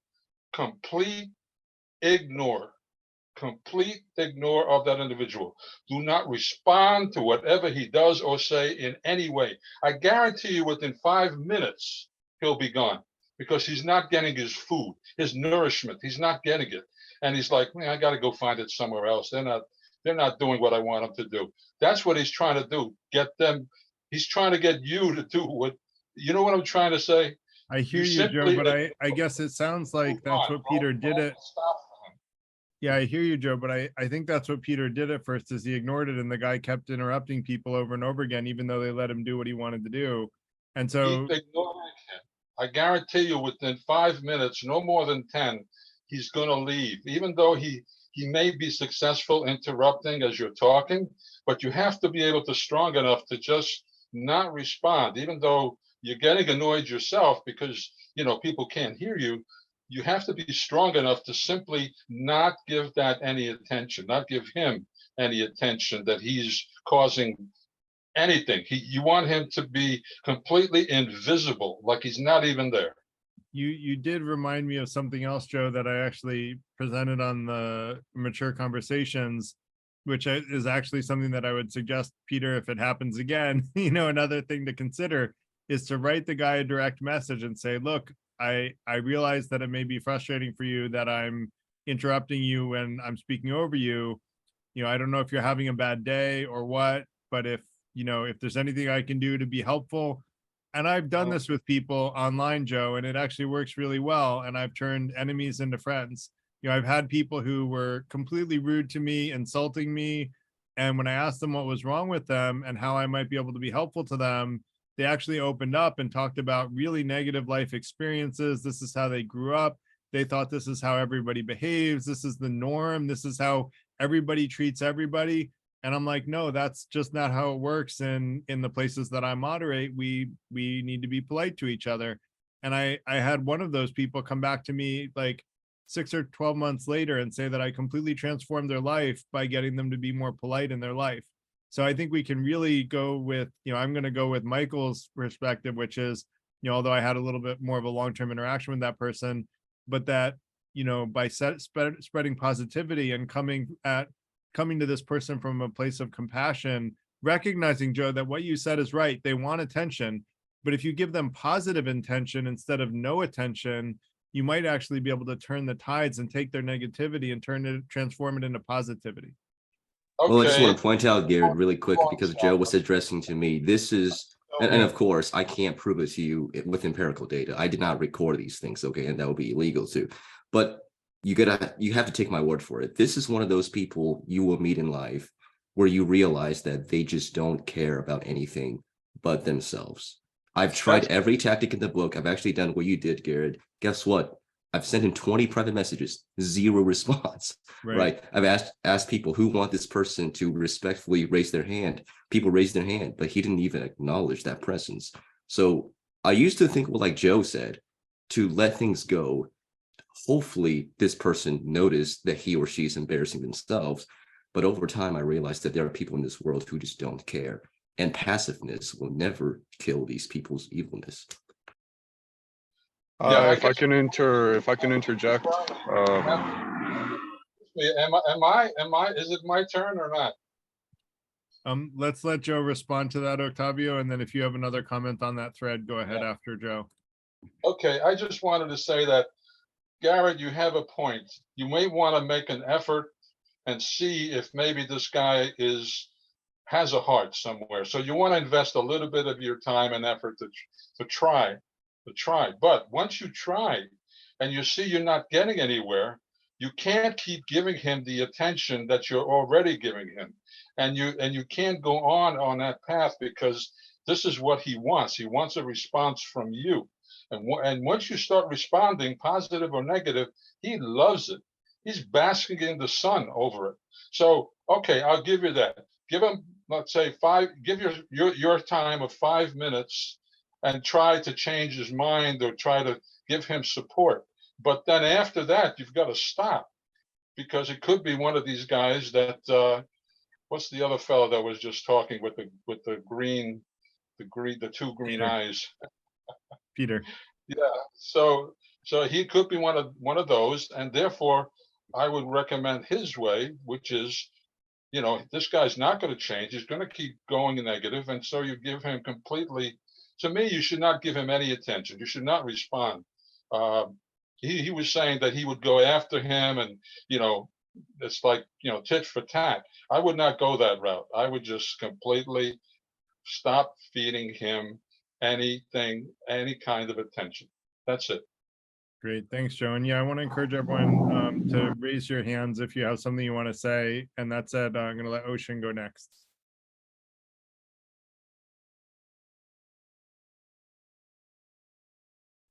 Can you hear me? Yeah, go ahead. Okay. Yeah, I totally agree with David. And in response to what you said earlier, that politeness will hopefully lead to openness and honesty. I'm sure in some instances it will, but it doesn't. Let me illustrate. So David said, people, if you're dealing with the people who you don't respect, but you nevertheless initiate politeness or show respect. And I would totally agree. As I said, for the Machiavellian sake, I would show respect and being friendly to the people who I have a total disdain or look down on. Like, for example, if I see people buying a lottery at the 7-Eleven, I have no respect for those kind of people. Okay, there's some wise man said, the lottery is a tax for idiots. And I totally agree. But I have no respect for people buying lottery at the 7-Eleven. However, if I had to talk to those kind of people, I would show so much respect. I treat them like an Einstein, and people loves it. Okay, so what's wrong with that? It's a form of manipulation. So what? Like a woman, why 99% of the women put makeup on their faces? Because of the doctor's order? No. To try to look prettier than their natural way. That's fine. Man does the same thing. Where most of the time, yeah, I'm not saying honesty is always bad. I'm being very honest in certain situations. But we're constantly manipulating in order to survive and thrive in this world. Nothing wrong with it. So for people, especially who I disrespect, I even show more respect, so this person doesn't turn out to be my enemy. So we can live our life constructively. So it doesn't lead to honesty and openness. Nevertheless, we will create peaceful environment for everybody. So which is win-win-win for everybody. Not that the honesty and openness though. But thank you. Yeah, I agree. And Ocean, I think what you're saying is that politeness is always in our self-interest, and I agree with you completely. That's why I think it's always, politeness is the wise choice. It's in our own best interest to be polite in pretty much every situation I can think of. That said, Susie, Xin Chao. Yeah, hi. Hey. Hi, Gary. What I wanted to say is, when Peter was saying that, oh, I did not record that illegal, I think that could be a solution, because I got called from my family all the time, how they just give you a piece of their mind and then they don't want to hear whatever you have to say. Is not something that directly about you, and they don't want you to explain. And, the next time that when they talk about it, they deny. They say, "Oh no, they didn't do that, right?"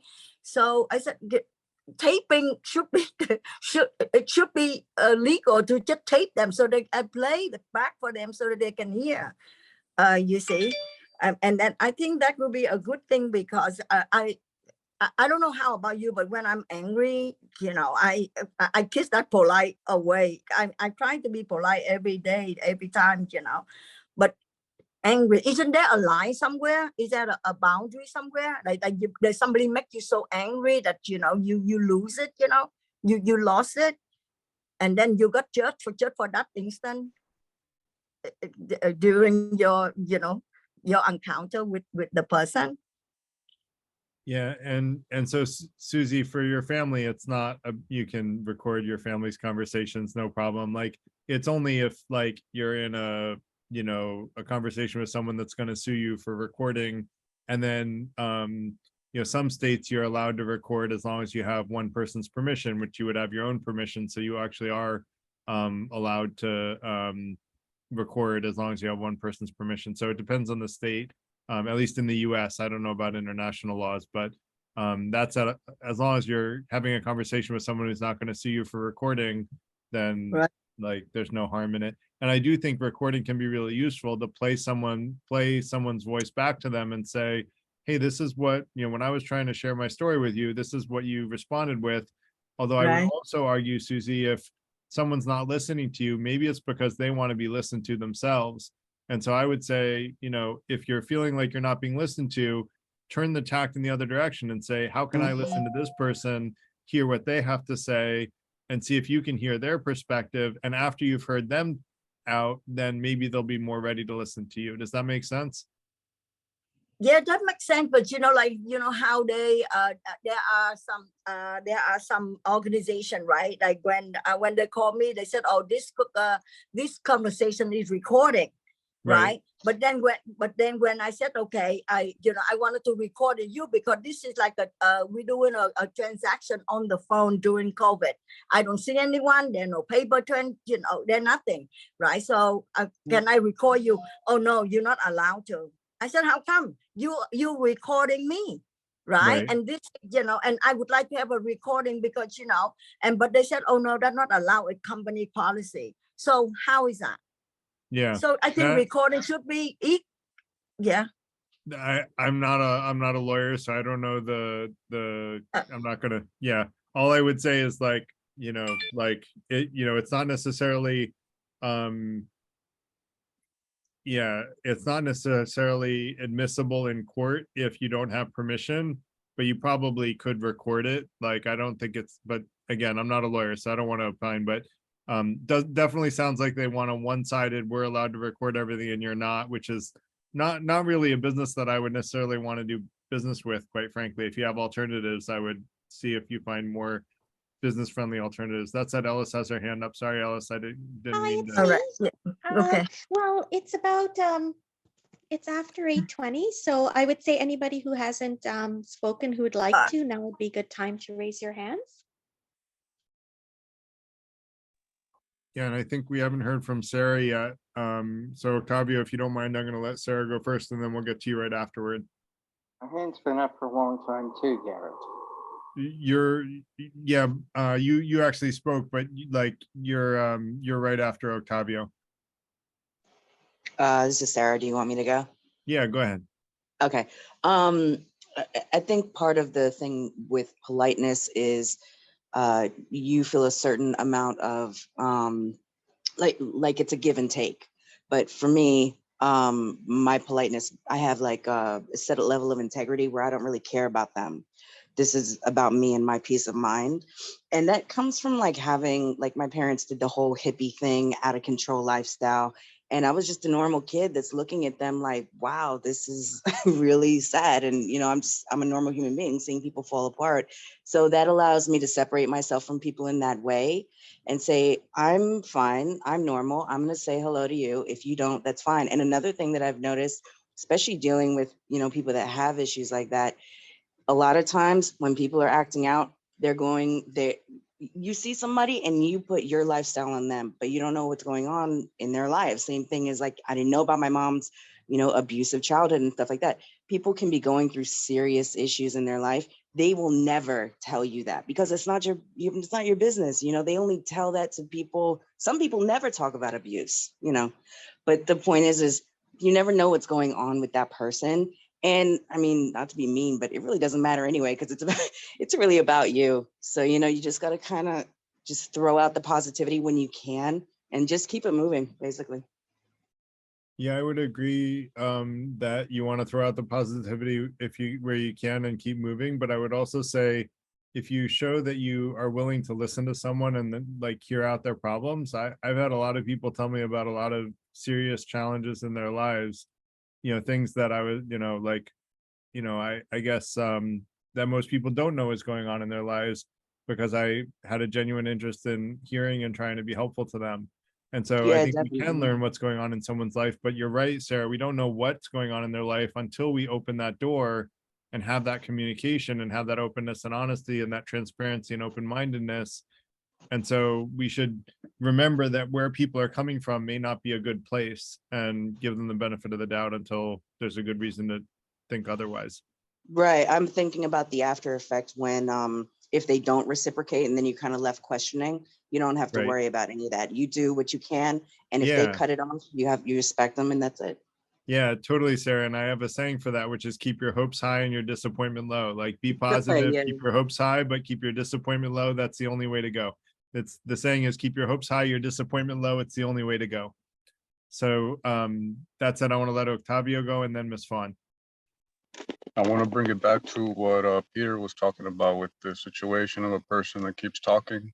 Yeah. And people were offering their strategies or you know, and so I wanted to share mine, and that is that what I would do is interrupt them and say, whoa, let's all slow down and connect from a respectful place so that everybody's needs can get met and everyone can be listened to and we can have a productive conversation. And if the person's not able to do that, if you know, they're not willing to slow down and really listen and start over, then you know, then they should be kicked out. But so that's my strategy for that situation. Yeah, I think that's a really good suggestion, Octavio. I would only say that it sounds like the host was asleep, so he may not have had a way to get him kicked out, even like because there was no one to kick him out if the host didn't empower someone else. So, but I'll let Peter, if you want to respond to that. Yes, quick response in 10 seconds. You're absolutely right, Garrett. It was the host. You can clearly see everybody can do this. You know, it's called click on the chat. You click on the private messages, right? We can clearly see that Garrett and Alice are the only two people who can really have the power to kick people out. But imagine in a meeting where it's only Garrett and he fell asleep. Well, either you endure this or you challenge the person in a manner where they actually quit out of fear. And that's what I did. I want to just point out that the point of what I was talking about is not to challenge or or do anything like that, but to make it clear that I have needs that aren't being met by having one person speak over the other. So the awareness or the consciousness that I have when I'm interrupting someone and telling them to slow down is of trying to meet not only my needs, but of the group. So, I mean, if I can't kick them out, then I would at least speak over them until I can get them to hear Right. me. Which is what collectively. Peter did, I think, is he spoke over the guy until he would back down, if he would back down. And he did it enough to the point that the guy got annoyed and left, which I figure is like about, you know, almost as good of an outcome as you could expect. Although I gave some suggestions that I thought might come up with a better one. But that said, maybe not. Like, it depends on the other person, right? There's no getting through to someone if they don't let you get through to them. That said, I want to let Miss Fawn go next. Yeah, I think that you just said it, Garrett. What I was going to say in response to that situation is you have to be able to recognize when someone doesn't care what you're doing against them, they're going to continue behaving the way they're behaving. And at that point, you have only one choice, is to get rid of them somehow. And that's not always a pleasant thing to do. You don't want to do that, really, but that's what needs to be done. Because otherwise your meeting is at an end, because you can't move forward. I realized that I did not really introduce myself before, and I wanted to give a brief introduction because I wanted to say about a couple of posts I've added today. I am a member of the of the non-binary gender community. I'm a two-spirit, which is Native American notion. It's very similar to what I was posting about today, the Hawaiian Mahu. And I'm trans feminine. I present in the community as female, and that's how I interact. But the reality is that my social and spiritual role is as somebody who is a synergistic union of male and female. I function kind of as a healer and mentor and teacher. And Garrett's been kind enough to give me my own channel called One's Corner, and I'm dividing it up into threads which give different information. And today I was starting to build a resource for information about gender variance. And I focused on the Hawaiian Mahu, and I'll move on from there. But I wanted to let people to know that it's there. As I understand it, the threads can be a little bit difficult to get into. There's an indicator on the top right on most versions of the application that lets you get into the channels. And thank you, Garrett. That's it. Great, thanks, Ms. Fawn. And Ms. Fawn is also one of the moderators of the online forum. So I want to thank her for that as well. David, go ahead. I was just going to refer back to what Susie was saying earlier on, particularly regarding family, which you cannot just, ignore, get up and leave, whatever. And I thought to myself, active listening goes a long way in a situation like that, where everyone's talking, nobody's listening. If you actually are the one who's listening and then you repeat what you hear them saying, it kind of breaks that cycle of everyone talking, nobody listening. Yeah. Active listening is a hugely powerful tool to use, not only with people who you respect and are friendly with, which works great. I mean, it's nice to do, but particularly with people who talk and don't listen, and they must have some sort of a deep need. They feel like nobody ever listens to them, so they're talking kind of nonstop because they feel like nobody ever listens to them. So it really works well, particularly with people who are somewhat difficult to deal with. It breaks that cycle of them just repeating and talking and not really listening. So active listening for if it's not clear, is is where you hear them say something, and when there's a break in their monologue, you say, so what you're telling me is, you know, that you think I'm an idiot because I don't believe in God or something, you know, whatever it is. And Yeah. it just shows them that you've heard what they're saying, which I think is a great relief for them. Yeah, I've also heard it called reflective listening, and it's a great technique. I agree, David, and that's kind of where I went with my response to Susie as well. So that said, I want to let JJ go. It's very timely that I'm going after David, because I'm seeking advice, so to speak, for a somewhat trivial situation. I often find myself somewhat frequently in situations where I'm the listener, I'm put into the listener role, and the person just keeps talking.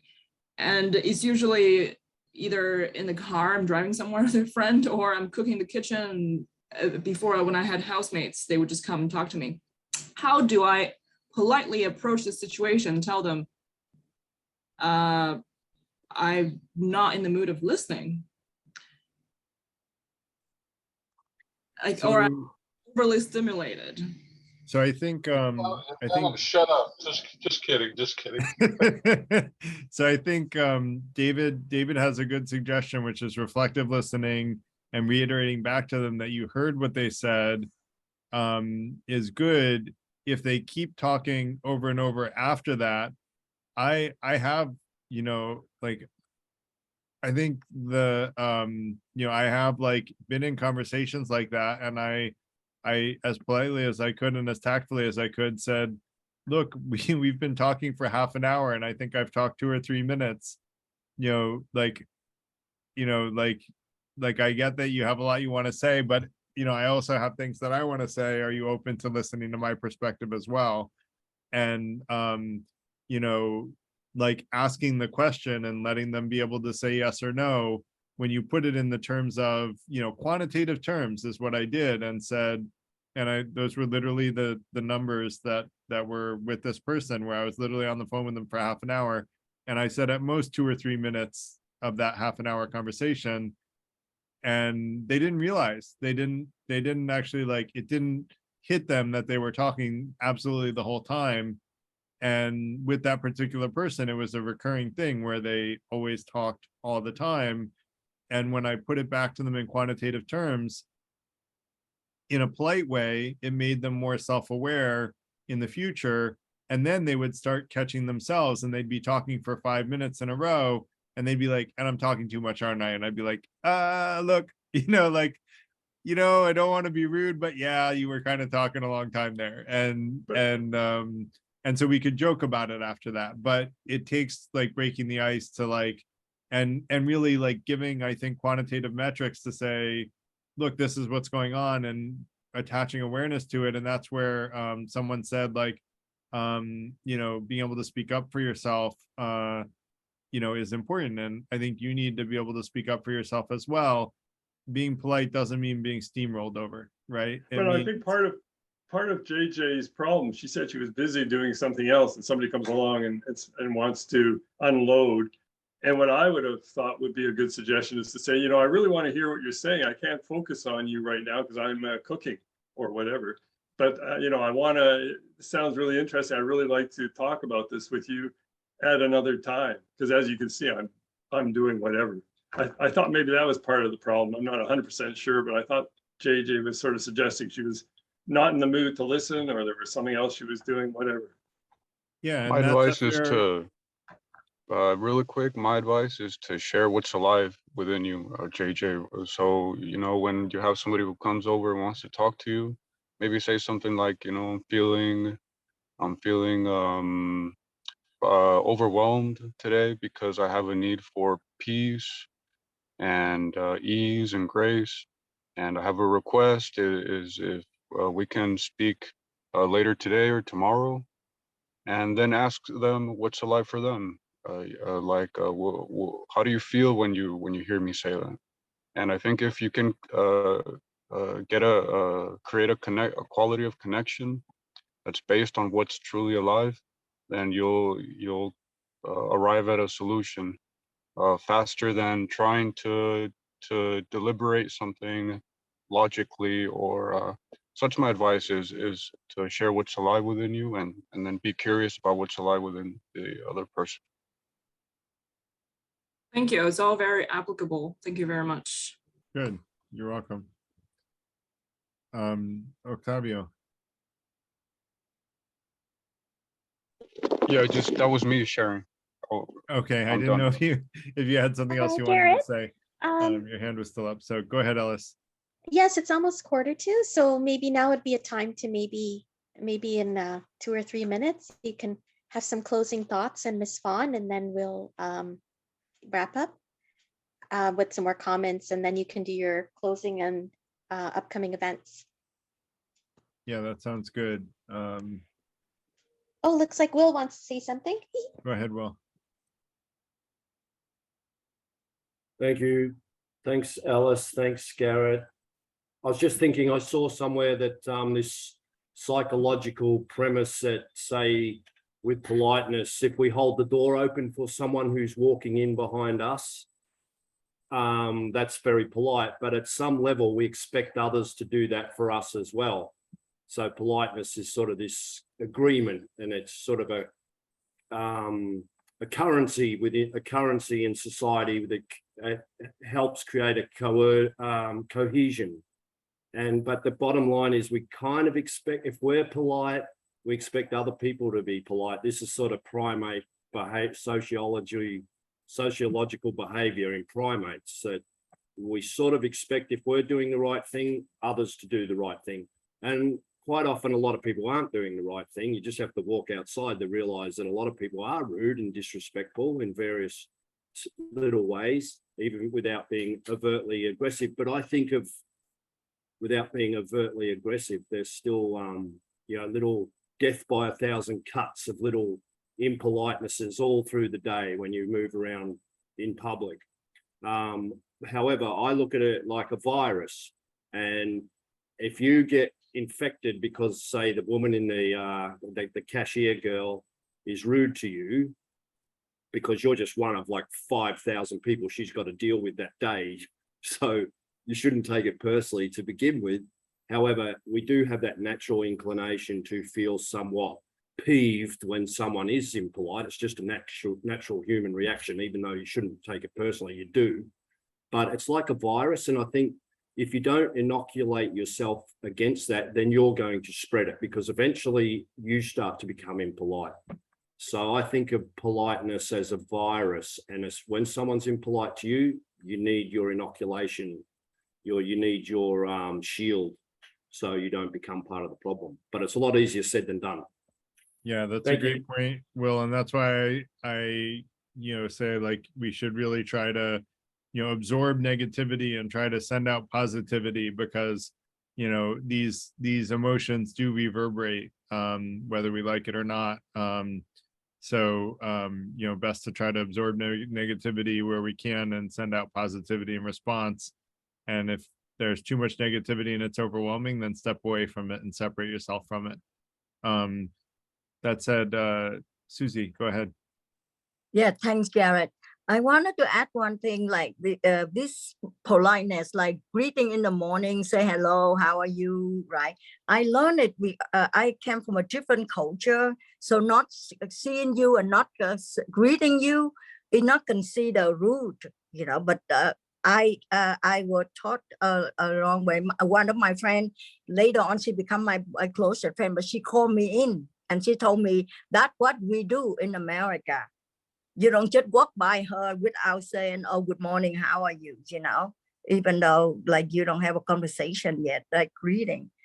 But that's how I learned from the culture too, Garrett, You learned so, that which is the correct way to do it, because I guess it, I would argue that different people have had different perspectives in the US. Like some subcultures, like not saying anything is just the way that it is, but in other subcultures, like we try to stay polite and say hello and say how are you. And I think it depends on, I don't want to make a generalization, but like it might depend on whether you're from like a small town versus a big city.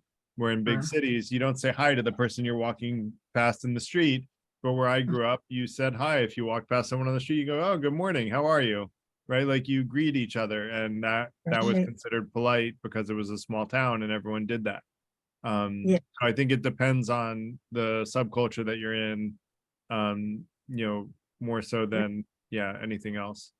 That is like in the working environment though, that in the office, that's how I learned from that, in this narrow working environment, like how we interact with one another, like in a small town kind of setting, we say. Yeah. Right.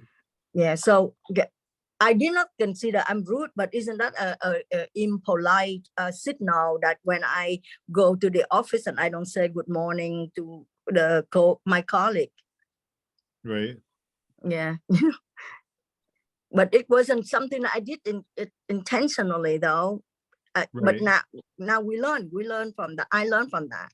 Yeah, that's great. And that's why like transparently sharing people, them transparently sharing their opinions with you and you listening with an open mind helped you learn the culture that was expected of you at the workplace. And, that's part of how learning happens, is listening with an open mind and transparently sharing beliefs in the other direction. Right. Thank you. So Shaunak, go ahead. And we're going to sort of wind down, maybe stop taking hands now, because we usually we're trying to close out at 8:45 and we're a little past that. So we'll let the hands that are up go. And then, because we're starting earlier now to try to end a little bit earlier so that I don't fall asleep during the Zoom. So Shaunak, go ahead. No, I just wanted to come back, it's a similar idea to what others have been talking about, but to, let's say, formalize it in another logical manner. I mean, why we need to be polite can be, broken down into a Kantian perspective, the idea of having a categorical imperative. Let's say, suppose, everybody, I am impolite. And let's say, if you consider that from a Kantian perspective, let's say that everybody is impolite. What is the outcome of that? The general outcome, slowly but surely, would be that society would break down. There would be no communication. So the alternative here is either you be polite or you are indifferent. So it's always better if everybody is polite, or if everybody is polite or everybody is indifferent with each other. At least it is better than being impolite, because the outcome of everybody being impolite with each other is a breakdown of society. On the other hand, if you're polite and everybody is polite, there is the possibility of cohesion. And this idea would obviously be better than if everybody was just indifferent with each other. So maybe another way of looking at logically deciding why we should be polite with each other would be to look at it from a Kantian perspective. Just another idea, though. So I mean, that was what I wanted to put forward at a logical point as well, why there is a need to be polite. But yeah, that's it.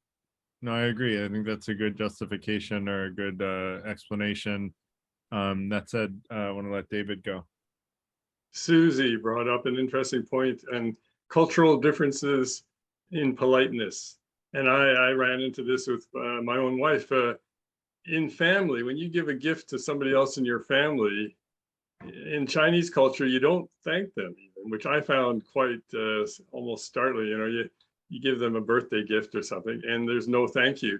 And my wife explained that with people who you're close, such as family and even some friends, there's no need to thank, because you assume that they know that you're thankful. And by thanking them, you're actually distancing yourself from them. And that's just the cultural thinking behind that particular little point, which I just thought was kind of interesting. And Susie reminded me of it when she was talking. So I just thought I'd say that. That's it. Great. Thanks, David. Hi, Sophia. Hello. I just want to say first, thank you. I have been sitting in the session, but I have been just listening to you. I've learned a lot. So thank you so much for that.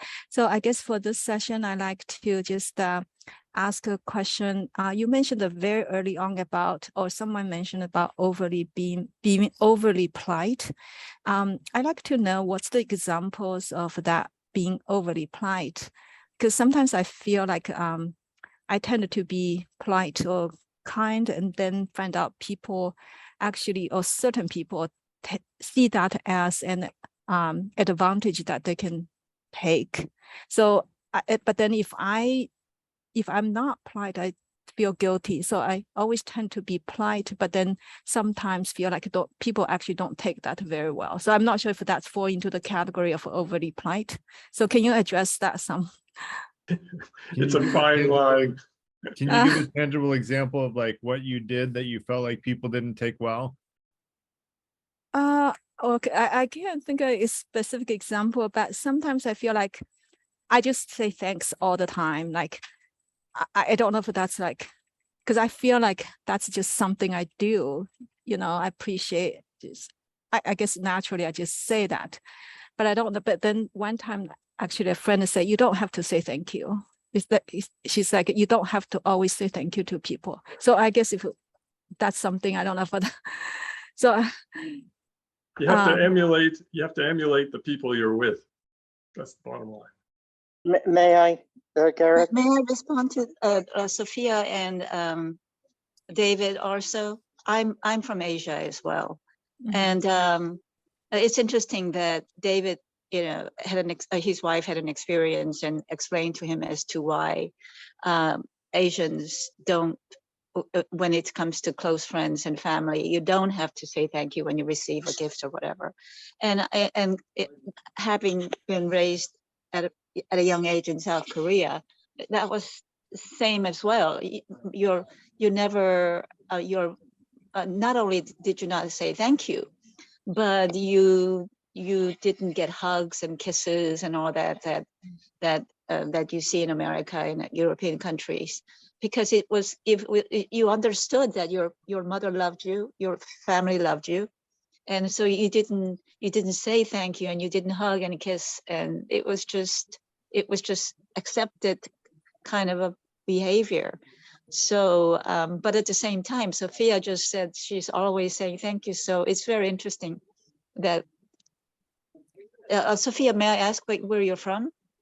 No, actually, so, okay, I should make it clear when I agree with the Eastern culture that between family members, we don't tend to say thank you at all. But what I was referring to maybe more like saying a working environment, or just more like with this, even strangers in public, exactly. Yeah. So in I public, see. yeah.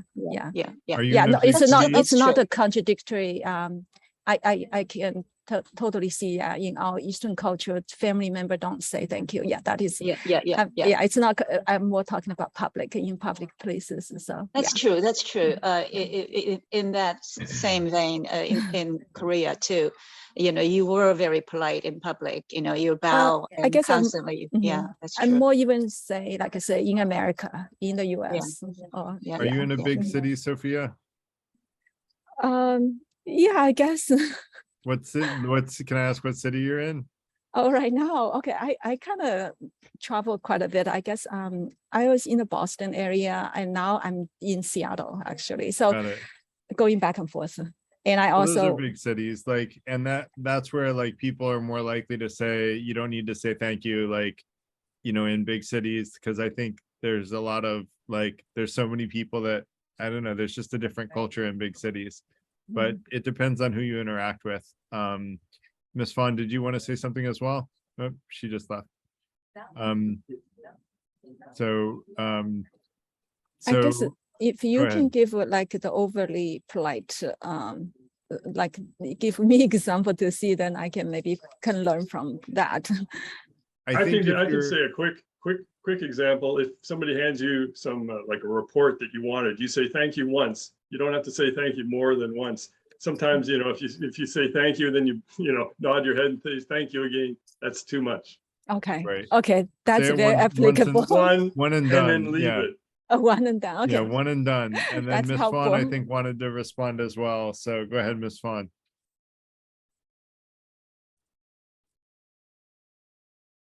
Miss Fawn, are you still there? More. You're breaking up quite a bit, Miss Fawn.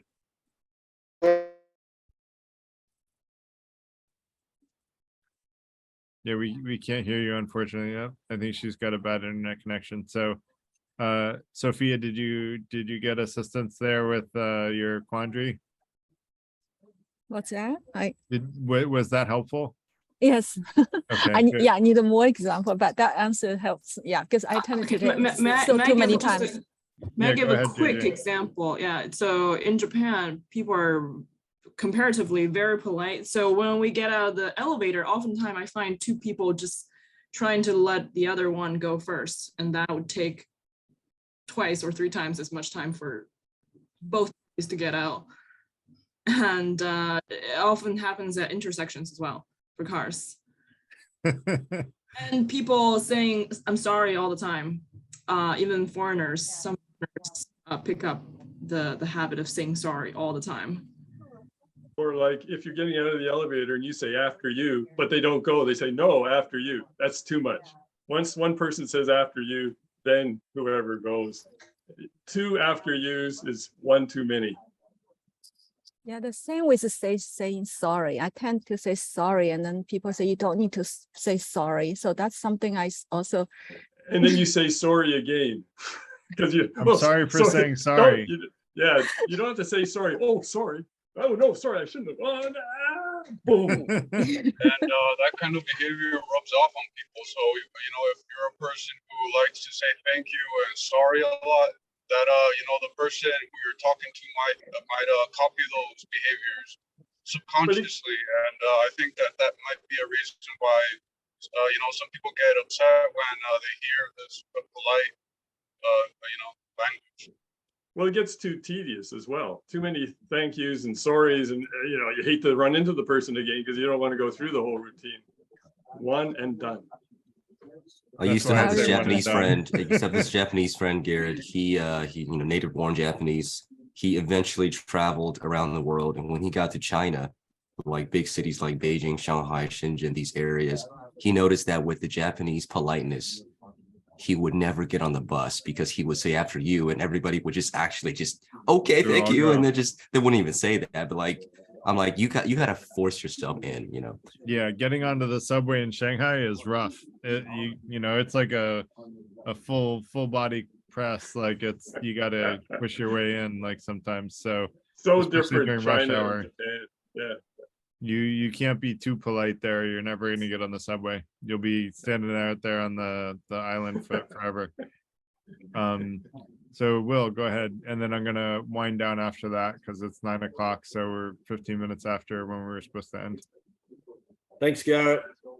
Yeah, I was just thinking, like, from a sociological viewpoint, we are interacting with others in relation to their relationship with us. So if you walk outside your front door and you see your neighbor, you'll wave and say hi. You might even have a chat. And then you get further up the road is like a neighbor that you kind of know, you might wave. But by the time you get out on the bus, you're not waving to everyone. So I find that interesting that I think there's actually like a mathematical formula for how much energy we expend with others. And that's why I find so interesting what Susie was saying. And I think Sophia, that like with the Asian culture, usually the cities are so big that, you know, you haven't got time to be exerting that energy with everyone. Plus with their culture, they're sort of less in your face. Whereas I think in the West, we're generally more extroverted. And I've lived in Germany, and like I was trying to make jokes when I first got there. I'm a little bit extroverted given the opportunity, but you've got to sort of pick your audience. But I'd try and make jokes going through the cash register, like, hey, it's raining today and I forgot my umbrella. Aren't I silly? You know, whatever. And they're like, next, you know, just we're here to deal with the formalities, not your personal need to be a comedian. And that's very much in the German culture as well. It's like, just go about your business and, you know, keep a low profile. But in the West, but what I'm getting at is some people They want more than politeness. They do want attention. I'm probably have been guilty of that, I think, to some degree in the past, maybe. I've got a friend who's an ex-actor. He was actually in the Terminator as an extra. And he just wants attention so badly. It's in his DNA, but it's to the point where I have to like drag him away. It's like, mate, those people are trying to do their job. And they don't understand that you're just being friendly. So I'm just, in a nutshell, I'm just saying that there's a balance between being polite for social cohesion or wanting some attention from the shopkeepers who are just trying to do their job, for instance. So it's an interesting balance. And at the end of the day, we're just trying to weigh up how much energy to exert to move through the community. I don't know if that makes any sense. I'll shut up. It makes sense, and I do agree there needs to be a balance. We've talked about that as well. Ocean, make it quick if you could, because I really have to close out, or I'm going to fall asleep at this at the helm here. Yeah, can you hear me? Yeah. Yeah, okay. So yeah, I'm very familiar with Japan. I stayed there when I was 0 years old to 19 years old. And I came to this great country of America when I was 19, which was 34 years ago. But yeah, that's why I left Japan, because I didn't like the culture. You know, I'm a very strong individual. And in Japan, groups thinking is more important than individual thinking. So you have to yield to the group thinking, the collective, whatever that is. That led to, you know, kamikaze, whatever. So that's why I came here. I'm very happy about it. But anyway, other than that, I said politeness is a form, tools or rude tools as a Machiavellian. In other words, I personally dealt with not necessarily personal friends, but I could say friend, but professional pickup artists, you know, the professional gigolos, so to speak. They are so smooth and polite than most average guy could ever attain. And so people are deceived, easily deceived. So if stranger come up to you and being so smooth and polite, be careful. Don't just trust just because other person is polite. That's my point and warnings. Thank you. Sure. Thanks, Ocean. So yeah, I agree that you should always be aware of, you know, if something starts to smell fishy, then be concerned. But I'm a trust but verify kind of person. So I trust people at first, and then if I learn that they're being a little suspicious, then I start to verify and see whether or not they're really trustworthy. That said, I do want to thank everyone for coming tonight. Appreciate everybody's great comments and thoughtful contributions and great questions. Want to encourage everyone to join the online community to stay in touch between these events on Tuesday evenings. And we're getting a lot of great conversations on there. And want to encourage people to come next week. I won't be able to make it myself because I'm at a wedding, but it'll be about aging gracefully, hosted by Jeffrey Caldwell, who's a partner of the FTI. And then the following Tuesday, my friend and Stoic author, Greg Lopez, is going to be coming to present on Stoicism. So really exciting events the next 2 weeks. Would love for people to come to those and be in touch with you in the online community in between. So thanks a lot, everybody. Hope you all have a great rest of your evening or day as it is, or morning and as it is in Australia. And thanks to everyone for coming, and take care wherever you are in the world.